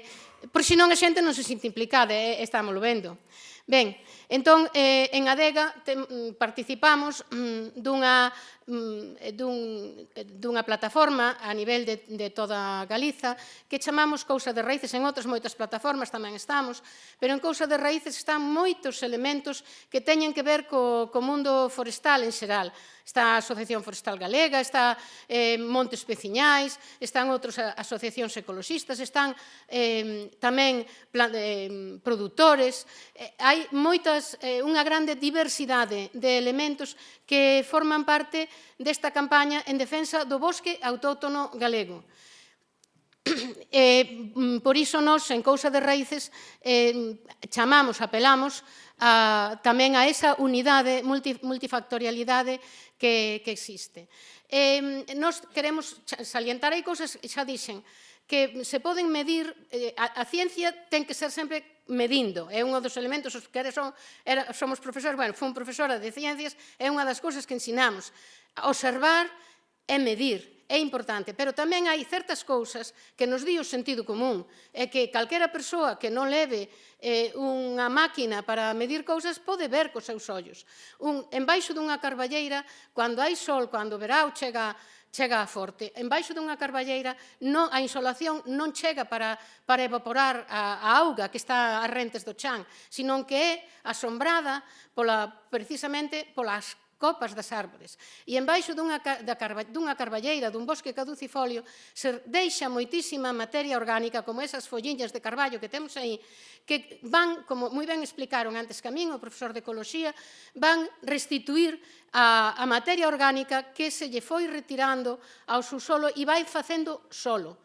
O solo é o elemento máis importante que existe na Terra. Solo quere dicir a parte cultivable da corteza terrestre. É unha capa moi finiña, é unha capa elemental, e que eu, por exemplo, cando eu acabei a carreira no ano 71, polo tanto, imagináivos de que épocas son. Pois a min levábanme de excursión para ver a podzolización xeneral, non sei se me entenden o que é podzolización, é en migración en profundidade dos óxidos de ferro e de aluminio e xeneración dunha capa de seixo branco que acontecía na Mariña luguesa. E xa naquela altura a min levábanme desde a cátedra de edafoloxía a mirar aqueles exemplos. Quere dicir que estamos falando de cousas que teñen moitos anos de vivencia neste país. Aí temos unha carballeiriña, aí temos unhas persoas en sombra, disfrutando desa sombra. Nos, desde a Adega, facemos moitos roteiros porque explicamos que non se defende o que non se coñece, non se ama o que non se defende. Entón, nos pretendemos defender a terra, pero, sobre todo, coñecela. E organizamos moitos paseos por todo o país precisamente nesta defensa. Aí temos a defensa das fragas do Catasol, que saben que estaban en perigo, porque querían pasar unha liña de alta tensión e rompían completamente o que era ese sistema establecido desde hai tanto tempo, que eran as fragas do Catasol en Lalín. Nos temos unha casa na aldea que se chama Eira da Xoana, temos unha fundación, a Fundación Eira, da cual, bueno, eu son a presidenta agora, non ten que ver, é que administra o patrimonio de Adega. Nesa casa que temos na Eira da Xoana, no centro de Galiza, que é na Golada, na aldea de Ramil, onde se tocan as provincias de Lugo, Coruña e Pontevedra, precisamente compramos, por aportacións voluntarias, compramos terra para preservala. Este é un exemplo dunha das terras que nos venderon, que chamamos a Touza Bella, e é que o señor que nos la vendeu cortou os eucaliptos a matarrasa no momento que nos la vendeu.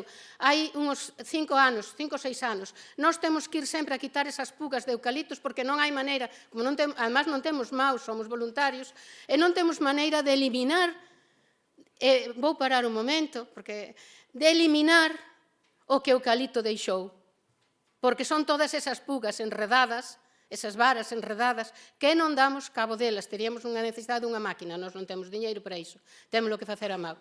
Imagináivos simplemente nunha touza bella, que é unha hectárea de terreo, o problema que temos. Evidentemente, pola sucesión ecolóxica, a carballeira, desde logo, se a deixásemos, iría pouquiño a pouco recuperando, pero necesitaríamos tempo e, ademais, serían carballos que non terían un valor económico, porque os carballos, para que teñan valor económico, hai nos que cultivar o que se chama silvicultura, que eu tamén son partidaria solidaria da silvicultura, porque os carballos poden alcanzar moitísimo precio se están ben coidados, se están ben podados e están tratados como silvicultura, igual que pode acontecer cos castiñeiros. Ben, entón, eu agora quero levar unha baza ao meu favor, porque as mulleres levantaron moitas voces precisamente en defensa do medio ambiente. Todos estamos manexando o desenvolvimento sostible e non sabemos de onde ven.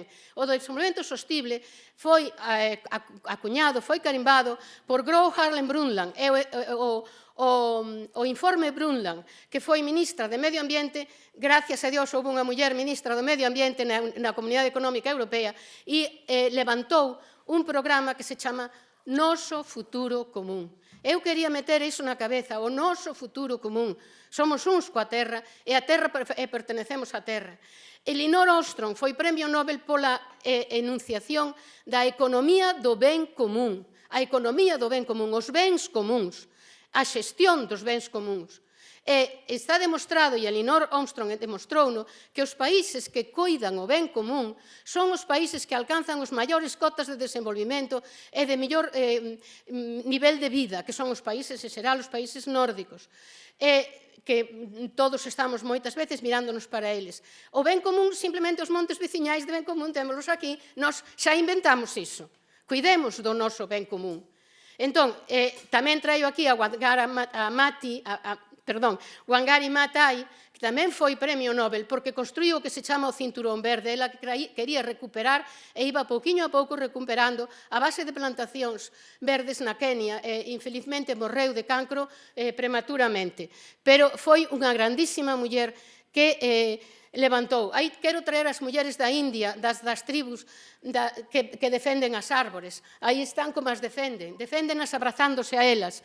E traio tamén aquí un eucalital onde eu estive na India, en Bengala, cerca de Calcuta, en Santiniketan, na universidade que fundou Rabindranath Tagore. Ben, ese eucalital, como vendes, é aquí o que me interesa suliñar, porque eles queixanse moito, é isto. Como as raíces salen para arriba, porque a chuvia, cando cae nesas zoas, os eucaliptos non amparan a chuvia, que é o que tratábamos de decir antes. É dicir, esas copas, cando crecen para arriba, moi ben o que é a diferencia dun eucalital con mato debaixo, pero cando é un eucalital que é plantado e que é monocultura e que está simplemente como monocultivo, non impede que a chuvia caiga con forza. E entón na India, por exemplo, están bastante preocupados con este tema, e iso que eles teñen outras preocupacións bastante máis gordas. Pero traíao aquí como exemplo. Bueno, aí tendes, o ecofeminismo. Eu quero resaltar aquí, as mulleres cuidamos da terra. As mulleres somos terra, damos vida e somos terra. E o ecofeminismo é un movimento a nivel mundial que, como vedes, ten tamén as súas mártires, como é a Berta Cáceres e como son outras moitas. Ben, é un canto que eu fixen a Berta Cáceres. Eu nunca renego da poesía, porque a poesía é a que mellor fala. Bueno, vou correndo. O Castañar Galego de Herbás é un exemplo de como se pode sacar beneficio a un ecosistema que está cuidado dona Violante, a muller de Alfonso X Sabio, cedeulles ao pobo de Herbás en Cáceres este castañar. Ten a mesma idade sempre, porque o van cortando de tal maneira que deixan a puga que manteña sempre a mesma idade. Vive todo o val do río, toda a zona vive dese castañar. Me diredes a min se un castañar non é rentable. Ben, non me vou estender en iso. Ben, isto é cousas que encontrei pola rede cando estaba preparando isto. Cando empezou o eucalipto, pois bueno, o eucalipto era unha cousa, un elixir, non? Bueno, era unha cousa. Ben, aquí está a reserva da biosfera, que é o que nos trae aquí. Na zona da biosfera hai zonas núcleo, zonas tampón, zonas transición, e a min hai unha zona da biosfera que especialmente me preocupa moito, que é o Pedregal de Irimia. O Pedregal de Irimia non está protexido, pero, sin embargo, non está protexido porque non nos dá a gana. Pero, sin embargo, ten un curso de agua e aí é onde nace o río Miño. Como non vamos protexer o noso río máis enlleiro, o noso río máis importante? Como non o vamos protexer? E o estamos deixando marchar. É dicir, o patrimonio cultural, o patrimonio tradicional e o patrimonio de moitos tipos tamén está en perigo. Non deberíamos de facer isto. Fixádevos, aí, isto é unha plantación de eucalipto que está á beira do Pedregal de Irimia. Eso non se pode consentir. Nós temos solicitado como adega que o Pedregal de Irimia sexa declarado monumento natural. Bueno, esta fotografía trouxena por casualidade, encontreina. Ese é o meu departamento de Ciencias Naturais do Instituto Lucus Augusti, porque nós facíamos intercambio cos institutos do norte de Portugal e os traíamos a ver onde lles nacía o seu miño, porque non o sabían. Entón, levábamos aí. E esa foto é do ano 2004. Imaginade a diferencia con estas, con as que vos ensinei antes e con estas. Toda a cabeceira do miño e toda a cabeceira do Eo, que é moi grave, non hai un metro cuadrado que non haxa un eucalital. Iso é unha cousa que nós, como pobo, temos que reaxir. Non podemos seguir consentindo. Temos que parar.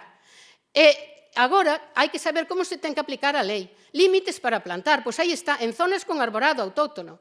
Non se pode plantar en zonas para nutrición humana e natural, xa vou. Non se pode plantar en prados. Non se pode plantar en zonas con protección de elementos patrimoniais. Eu este ano levei casi 60 denuncias da Mariña, onde as máquinas que plantaban eucaliptos destrozaban totalmente os castros, as mámoas, o que encontraban por diante. Entón, iso é o que nós non podemos consentir. Esa foto xa a vistedes que xa enseñou outra persoa, pero non se poden plantar a 30 metros das vivendas. Mira, pobre, eses como lles prenda lume, van de lado, A 6 metros das pistas forestais, non se pode. Mirade esa foto. Como que se consinte que se poda plantar aí? Entón, nós o que pedimos desde a adega fundamentalmente é que se cumpla a lei. Primeiro, despois desa lei xa poderíamos ainda modificala. En zonas afectadas pola existencia de cursos de augas. Non se pode plantar a 100 metros dos ríos sen permiso, non se pode plantar na cuenca hidrográfica. Téndelo aí todo. É dicir, como se consinte o que está acontecendo? Porque e vou dicir unha cousa aquí que non haxa ninguén que se ofenda. Os guardas forestais non denuncian na maior parte de Galiza. Na Ira da Xoana nos encontramos con que nós queríamos denunciar e o guardia forestal nos dixo: denunciai vos. Como vamos denunciar a un veciño? Todo o mundo sabe iso, que non se denuncia a un veciño. Depois, como convives con ele? Para iso está o guardia forestal, que ten que cuidar. Ben, deixame isto porque é moi interesante. Fixaivos este texto que encontrei pola rede. Un señor alabando a paisaxe, mirade quen está falando aí. Alfonso Rodríguez Castelao. El gran dibujante e humorista me respondió: es cierto polo paisaxe, es cierto, pero no has contado con el eucalipto. El eucalipto ha estropeado el paisaje gallego, lo ha desnaturalizado. Mirade de cuándo estamos falando. Ben, consecuencias da proliferación dos eucaliptos no medio ambiente. A perigosidade do eucalipto nites. Non, é que a mí me parece que non temos que andar con panos quentes. Foi declarada especie invasora e perigosidade. Sí, bueno, pois vou acabando. A propia Xunta recoñece o fallo precisamente e a invasión de eucalipto. As consecuencias do aumento da produción de eucalipto no mercado poden ser desastrosas. Outra borbolla económica como a do leite ou como a da construción. A falta de defensa das carballeiras e outras masas se permite sustituir as carballeiras por as carballeiras por castilleiros, eso sí, pero eu quería traervos aquí unha cousa que é alternativa. Nós defendemos os montes veciñais de Mancomún precisamente por esa economía do ben común e porque son os grandes latifundios galegos que poden ser xestionados. Aí traigo esta cousa curiosidade, a lei de montes que dice os socialistas que non, os paisanos chamalles socialistas aos paisanos porque cando a desamortización de Mendizábal negábanse a dividir os montes de Mancomún. Aí digo como se pode solucionar este problema, porque os concellos poden regulamentar as lindes. Por exemplo, en Asturias, a mitad dos concellos regulamentaron as lindes e pódese facer. O Concello de Meira pode regulamentar as súas lindes e é ben fácil de facer. Aí tengo outra alternativa. O mellor whisky escocés ten aroma a sabor e roble gallego. Las cubas que albergan la malta máis caro del mundo están hechas de madera con árboles que crecen en Pedrafita e Terrachá. Manda carambas. Entón resulta que estamos plantando eucalipto e estamos perdendo o valor acrescentado dos nosos bosques que temos aí. O Macallan, o whisky escocés máis caro do mundo, xa. As destilerías irlandesas tamén. E a Coren, que tamén impulsa os castiñeiros, e os porcos celtas criados nos outos, e as denuncias feitas por adega, que, como vedes, moitas nos fan caso e moitas non nos fan caso. Pero nas que nos fan caso, pois van adiante e nós seguiremos denunciando, porque, como decía Rosalía, non quero que mi patria muera, sino que, como Lázaro, Dios bueno, resucite a la vida que ha perdido y con voz alta, que a la gloria llegue, le diga al mundo que Galicia existe, tan llena de valor, cual tú la has hecho, tan grande, tan feliz cuanto es hermosa.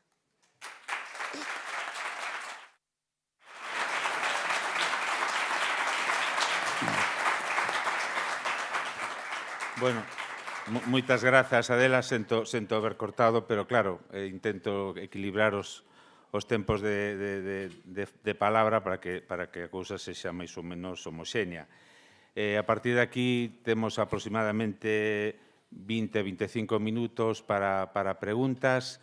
Sí me gustaría recordar que o tema do eucalipto é un tema complexo que trascende a reserva da biosfera, pero ben é certo que esta xornada está pensada para tratar o tema do eucalipto na reserva da biosfera esencialmente, inda que evidentemente non podemos trascender, non podemos digamos, esquecernos que é un tema que abarca, que afecta a toda Galicia. O que sí, vou a dar xa a palabra aos que a pidan, sí debo decir que as estadísticas se fan bellas moi pronto. A estadística do ano 2008 para a data actual de 2017 en termos de extensión de eucalipto en determinadas comarcas de Galicia non é representativa, porque na reserva da biosfera, os que coñecemos a reserva dende fai anos, sabemos que nestes últimos anos a expansión de eucalipto é tremebunda. E aparecen parches de eucalipto diariamente, porque hai unha política agresiva da empresa que fomenta este tipo de cultivos, e sabemos que hai unha rede de vehículos todoterreno que circulan por toda Galicia, e os vemos todos os días, e no tránsito de Santiago de Compostela a Lugo aparecen parches de eucalipto todos os días.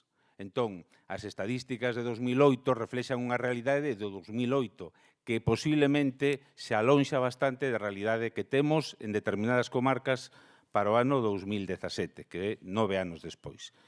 Bueno, entón, dito isto, non sei quen pedía a palabra. Vamos a ver. Empezamos pola primeira fila, Pablo e Juan. Pablo. Simplemente unha precisión a Carlos.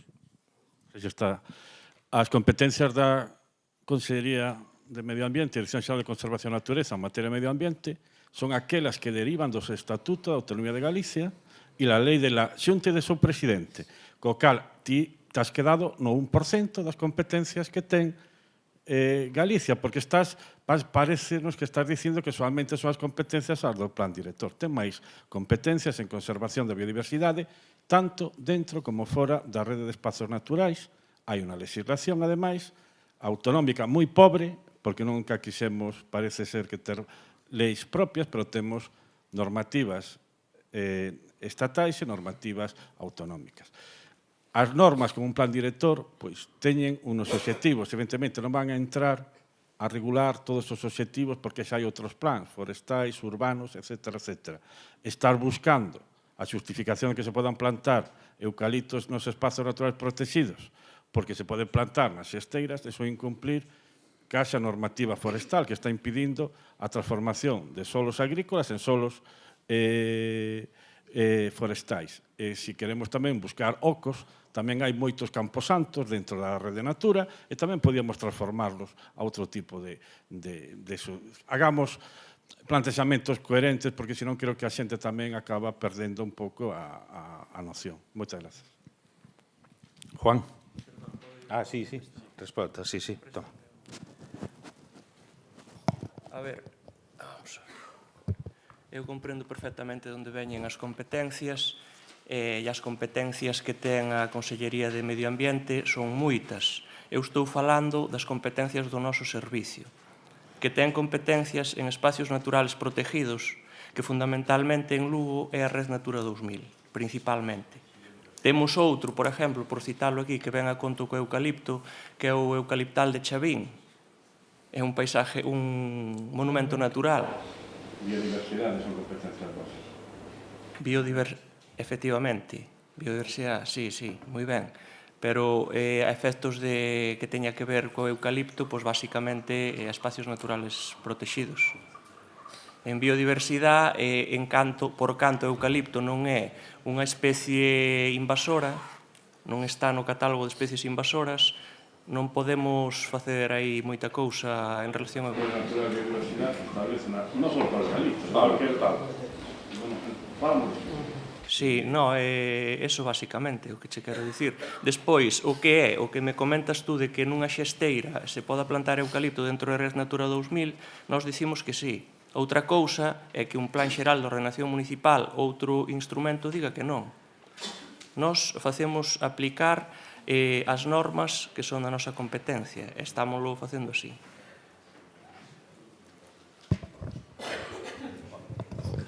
Sí, eu quería comentar sobre o tema do plan forestal, que é un tema que creo que abarca como 2 millóns de hectáreas, ¿no? Aproximadamente. Forestal aproximadamente son 2 millóns de hectáreas. Vamos a ver, eso é o 70% da superficie de toda Galicia. Ben, eu creo que no 70% de toda Galicia non están representados todos os actores que interveñen en ese 70% do territorio. Non sei se tes aí a diapositiva.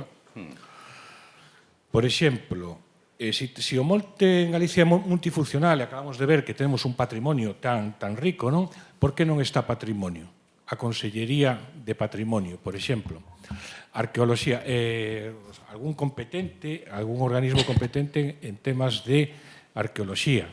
Por que non está, por exemplo, o Colexio de Biólogos? Por que non está, vamos a ver, a Sociedade Galega de Pastos e Forraxes? Máis grupos naturalistas.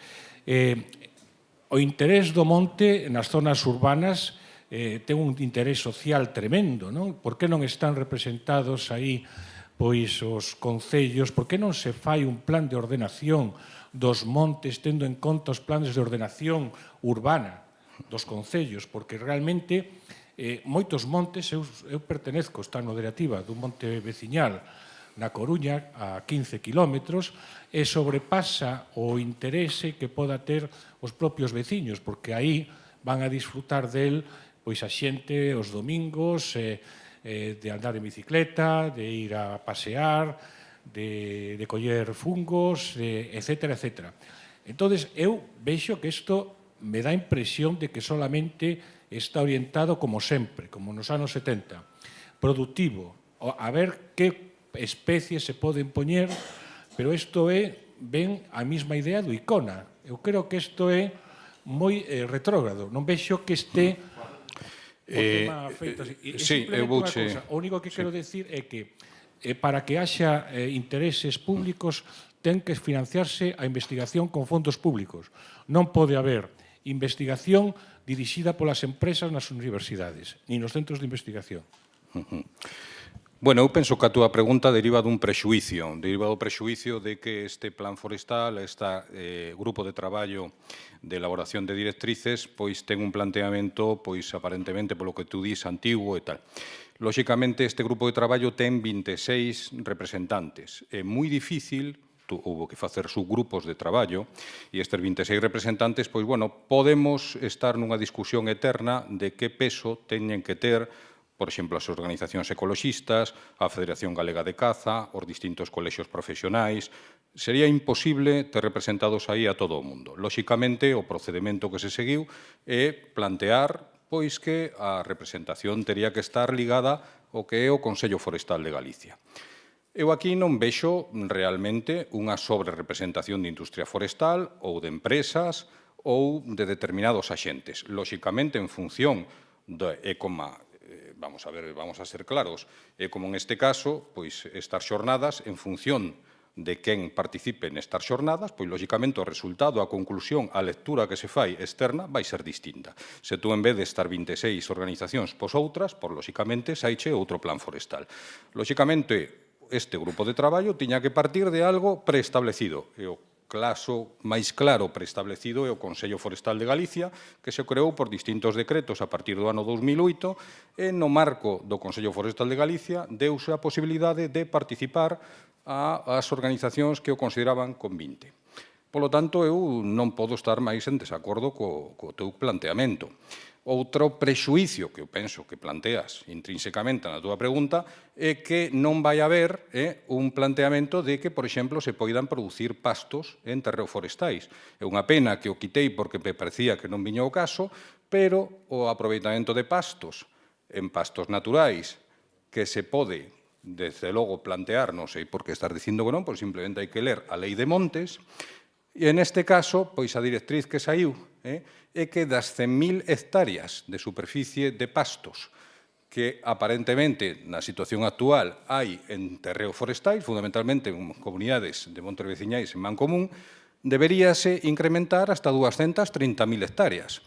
Se esa directriz non a considera razonable, eu penso que, polo tanto, partes de prexuicios. Quero xo comentar, partes dun prexuicio claro, partes dun prexuicio de que a política forestal vai en contra da actividade agraria tradicional, vai en contra da produción de pastos, e podoche dicir que non é certo. E nada máis.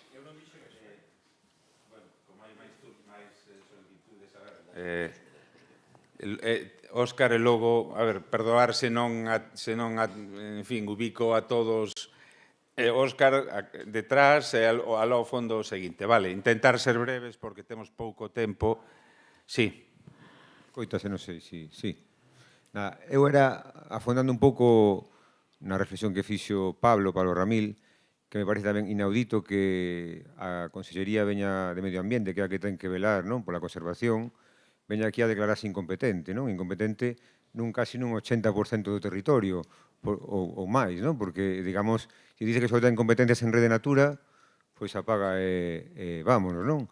Cando aquí en Galicia a Rede Natura supón só o 13% do territorio, que está 7 puntos menos que a media europea e 10 menos que a media española, e me parece lamentable que incluso a propia Consellería pois lle parezca que iso é suficiente para asegurar a correcta conservación do medio ambiente, cando eu penso que a conservación do medio ambiente é unha política que atalle digamos, a todos os sectores, non? Non debe ser entendida como un compartimento estanco, non? E debe ser unha política que debe ser xeral, non? En todos os departamentos. Bueno, esa é a primeira cousa. E a segunda era facer... Que? Non, bueno, máis ben é unha reflexión e unha crítica, non? A esa actitude, non? Xa na primeira mesa que a administración fora a que faltase tamén me parece un pouco xa criticable, non? Pero agora isto, digamos que afonda máis nesa crítica á administración, non?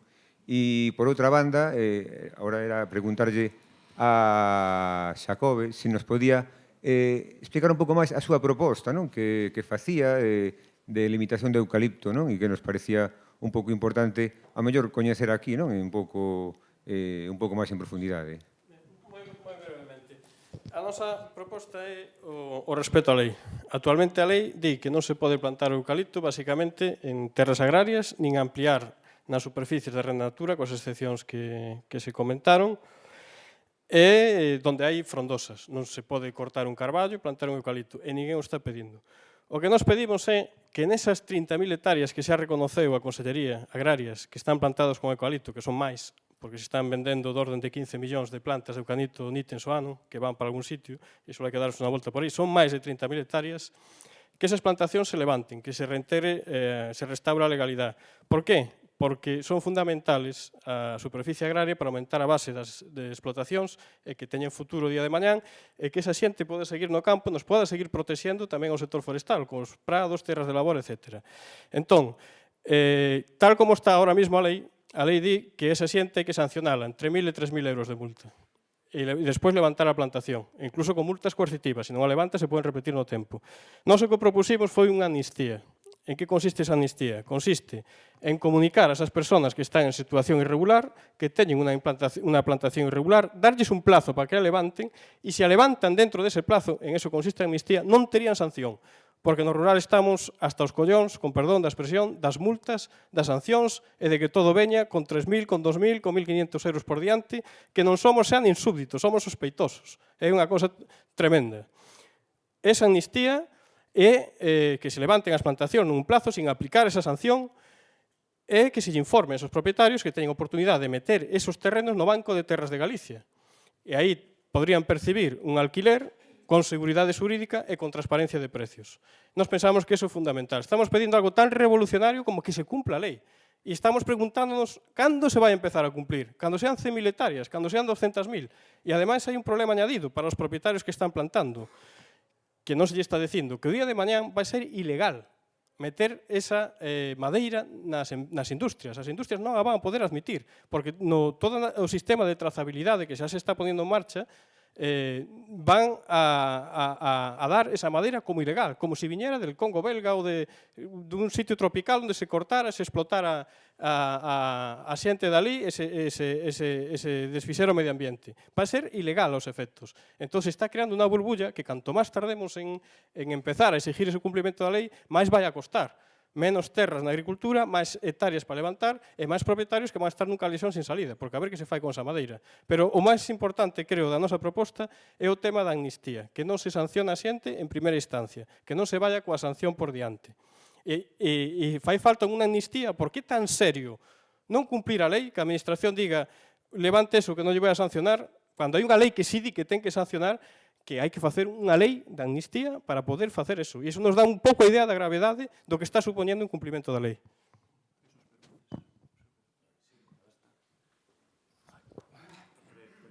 Sí, quería contestar brevemente ás túas opinións, que en primeiro lugar decías que a Rede Natura 2000 é escasa aquí en Galicia.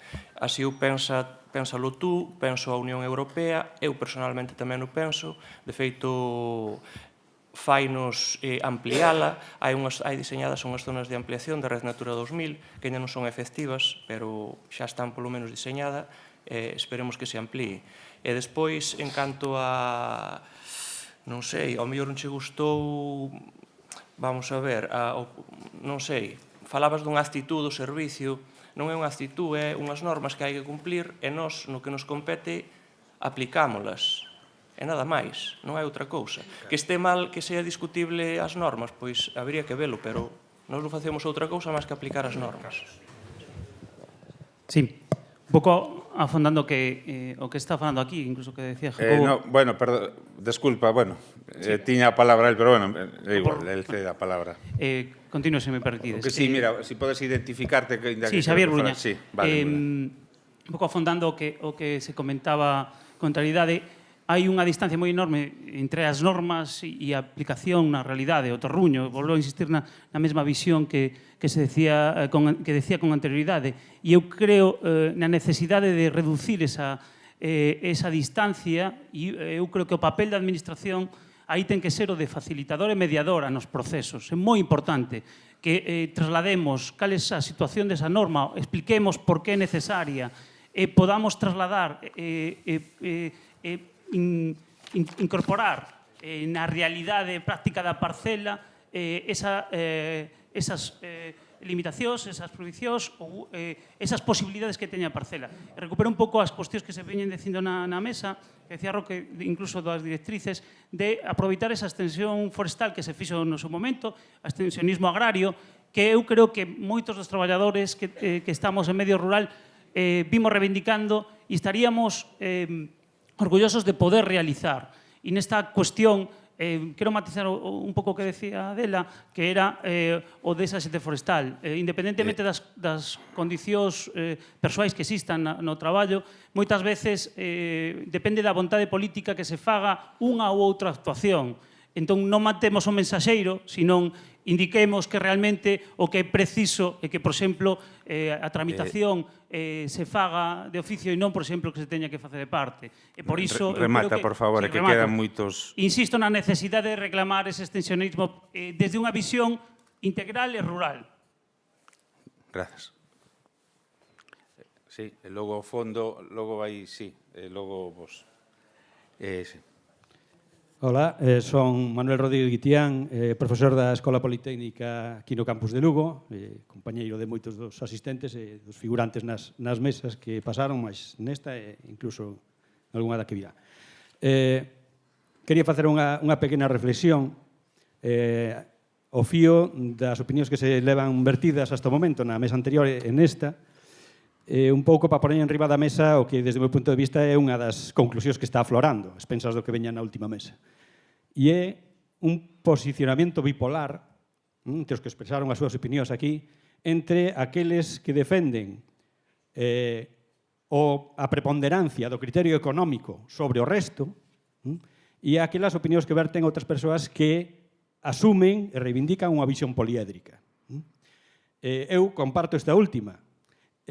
Fago un chamamento de atención a aqueles que son claramente economicistas a que abran a súa mente para compartir algo máis que esa única visión, ou polo menos parece ser que o manifestan así. En aras tamén a esa democracia, ese compartir criterios, ese dialogar, etcétera, etcétera, porque despois na práctica moitas veces moito se fala e non se dice e non se fai eso, non?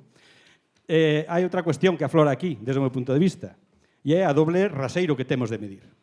Reivindicamos poñer en valor unha serie de cuestións, pois que hai especies do país que son valiosas porque, por exemplo, sirven para embellecer o whisky en Escocia e en outros países, etcétera. E, sin embargo, cando vamos a comprar, por exemplo, artículos feitos en madeira, nos chufamos de que en Portugal fan uns mobles de castiñeiro caralludos que salen tirados de precio. Pero se buscamos, no norte de Portugal, de onde sale a fonte desa madeira, a inmensa maioría é da comarca da Limia, que se vende a 4 perras. Se traballa en Portugal e despois nos vamos de listos a comprar os muebles de Portugal. O sea, hai que realmente concienciarse para asumir esa versión poliédrica, porque senón o estamos facendo mal, desde o meu punto de vista. E remato xa que a pregunta. Sí. As reservas da biosfera están sometidas estatutariamente a revisións periódicas do seu funcionamento. Quero preguntar a cada un dos membros da mesa que se posicionen ou que emitan na medida das súas posibilidades e do que estén capacitados que fan unha proxección de futuro. De aquí a próxima revisión que se faga da avaliación da Reserva de Biosfera Terras do Miño, de seguir a progresión de pérdida de ambientes que teñen valor natural e ser reemplazados por plantacións de turno corto de especies foráneas, que é algo que penaliza unha reserva de biosfera, conceptualmente falando. Cal é a súa perspectiva? Nada máis. Manuel, vamos a ver, podemos responder. O problema é que son case as 2:30. Hai polo menos un turno de palabra máis pedido. Entón, eu, en fin, casi, si me disculpas, intentaría darlle a palabra á persoa que o pediu alá arriba e logo, si nos dá tempo, en 3 minutos manifestamos a nosa opinión respecto á túa pregunta, pero eu casi, por cuestión de tempo, lle daría a palabra, perdona, pero logo temos tamén solicitada a palabra por parte de Roberto Hermida, entón intentade ser breves porque imagino que podemos alongar até menos 25, pero non moito máis alá porque temos que irnos a comer. Entón, adiante. Hola. Mi pregunta iba sobre todo para Roque. Sí, mira, che pediría que te identificaras, si non te importa. Soy Hugo López, ingeniero de montes. Muy bien. Mi pregunta iba para Roque, comparto un poco también, como ya se dijo, la preocupación de que en el plan forestal no se cuente con otras representaciones de la sociedad, como por ejemplo el colectivo ambientalista, por poner un ejemplo. Y sin embargo me llama la atención que estén representados otros colectivos como por ejemplo ENCE. Esa viene a ser mi pregunta, que eso sí que me parece un prejuicio, por ejemplo. Nada más, muchas gracias. Breve, Roque, para que nos dé tempo. Bueno, é que eu non sei se me expliquei ben realmente, porque claro, tú en 26 organizacións, digamos que tes que pôr un entorno. Tes que pôr un entorno de a ver quen pode estar aí representado. Outra cousa é que despois o que efectivamente se transmitiu cando se presentaron as directrices é que debería haber un proceso de consulta pública adicional. Pero claro, nós no grupo de traballo non tiñamos os medios necesarios como para facer esa consulta pública. Iso teno o que é a Xunta. O sea, digamos que ese grupo de traballo nós non éramos a Xunta. Non sei se me entendedes. Non? Por lo tanto, ese proceso de participación pública estaba claro que había que facelo e planteábase como algo dentro do que é a revisión do plan forestal, que non sei se farán porque tampouco o abordaron, non? Por outra banda, ENCE non está con FEMADERA, pero con FEMADERA eu penso que para un plan forestal, como estaba no Consello Forestal, ali planteáronselle quen quería entrar dentro dos que estaban no Consello Forestal neste grupo de traballo, lóxicamente con FEMADERA dixo que sí, participou. Organizacións de tipo, pois digamos ambientalistas, había dúas, podíamos falar disto bastante tempo, estaba a Federación Ecologista Galega, estaba Amigos da Terra, porque eran os que nese momento estaban no Consello Forestal. Amigos da Terra é unha organización, polo que eu entendo, pequena, foi moi participativa, participou de forma continua, mandou achegas, foi a todas as reunións tal. A Federación Ecologista Galega, a verdad, a min gustaríame que houvese habido unha maior participación de organizacións ambientalistas. pero no caso da Federación Ecologista Galega eu teño que decir que a participación foi moi reducida. Nos no que é o proceso, o que sí vos poido asegurar é que se intentou que por todos os xeitos tuvesen oportunidade de participar, é dicir, plazo para mandar achegas, recordatorio para mandar achegas. O sea, isto levounos un tempo realmente moi longo.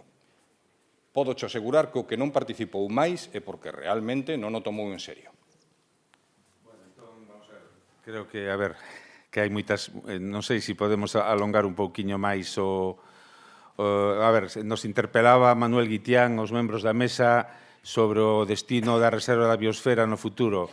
A ver, eu transmito a miña opinión personal. Penso que, efectivamente, se as condicións de diversidade biolóxica, de riqueza biolóxica, de riqueza patrimonial cambian sustancialmente, supoño que os evaluadores que evalúen a reserva pues terían iso en conta, pero claro, iso é un futurible que, en fin, habría que analizar no seu momento.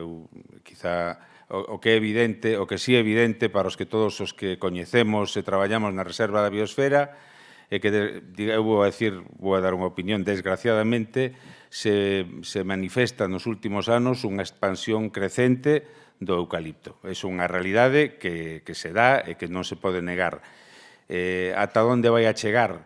Evidentemente, o órgano xestor da reserva, eu son técnico nada máis, pero evidentemente non ten ninguna capacidade para resolver esas cuestións. Trascende das posibilidades de actuación do órgano xestor da reserva, que sí está preocupado no senso de que, como dixen ao principio, a deputada no seu momento recolleu a sensibilidade que se manifestou no órgano rector e que se organizou esta xornada, que creo que está sendo moi exitosa. Bueno, dito isto, en fin, a ver, vou a dar a palabra breve, por favor, vos, logo...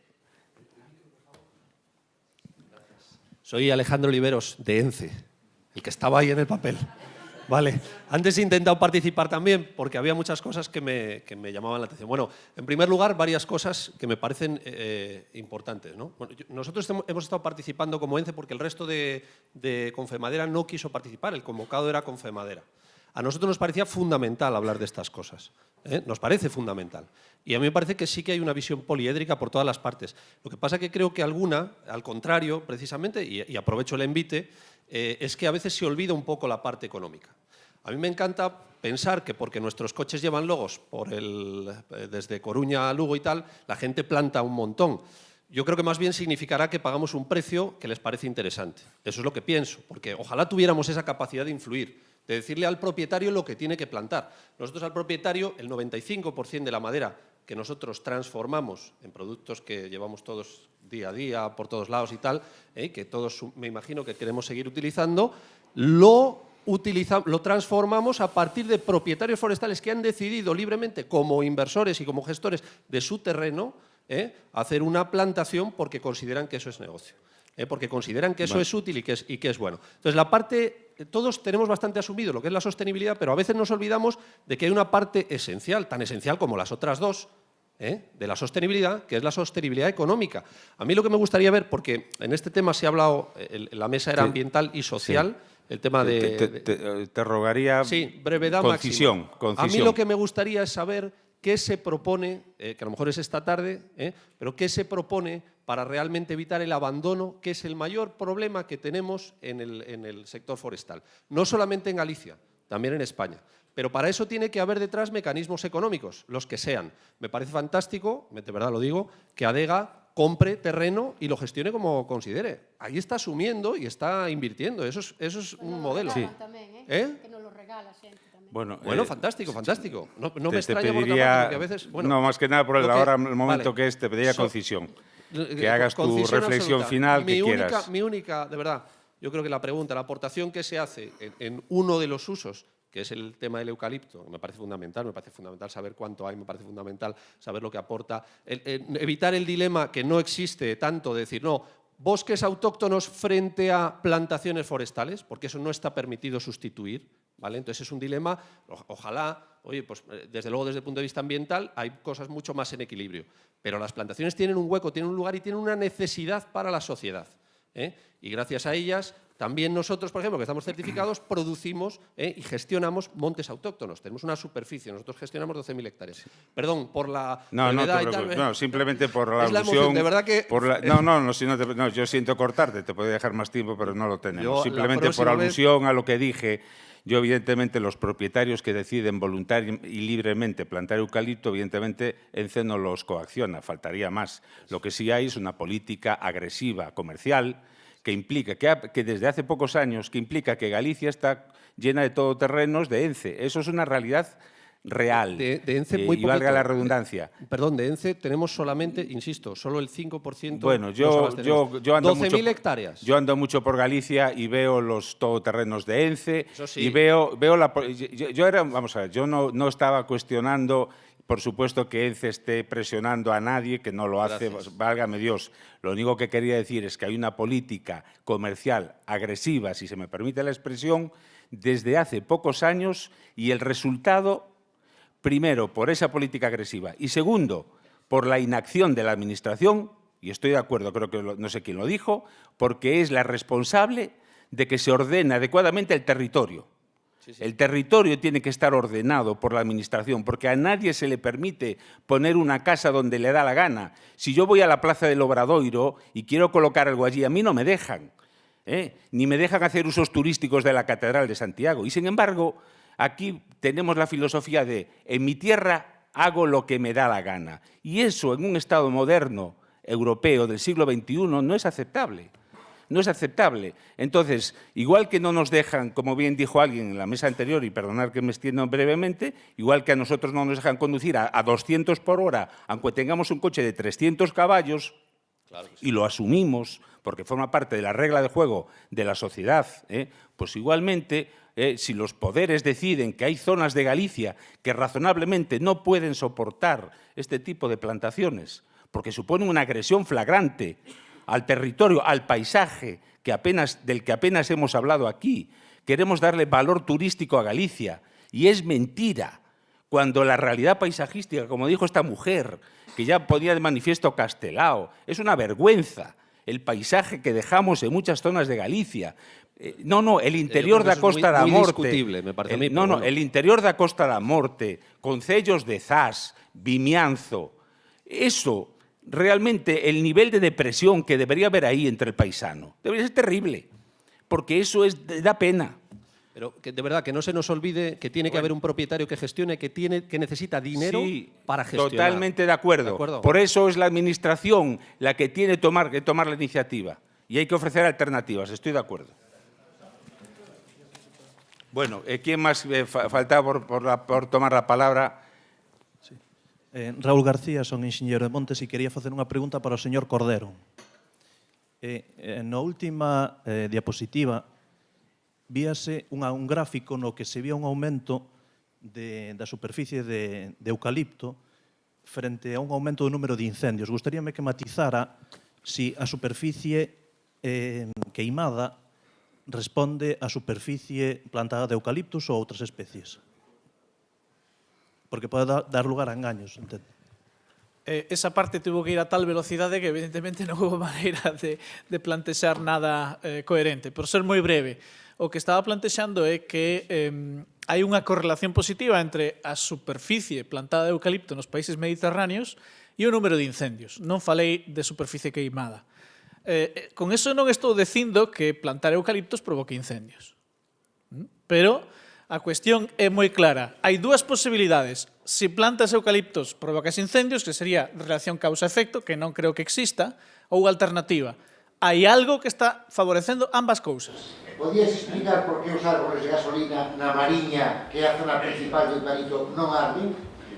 Arden cando corresponde, pero obviamente, mira, vivín máis de un mes en Australia, nunha das zonas onde precisamente os incendios son terribles, e o que ocurre ali é que tes a entrada de cada pobo un cartel indicándote o perigo de incendio dese día. No meu permiso para traballar ali, decía, cando haxa risco extremo é obligatorio evacuar. E vin perfectamente o que eso significa.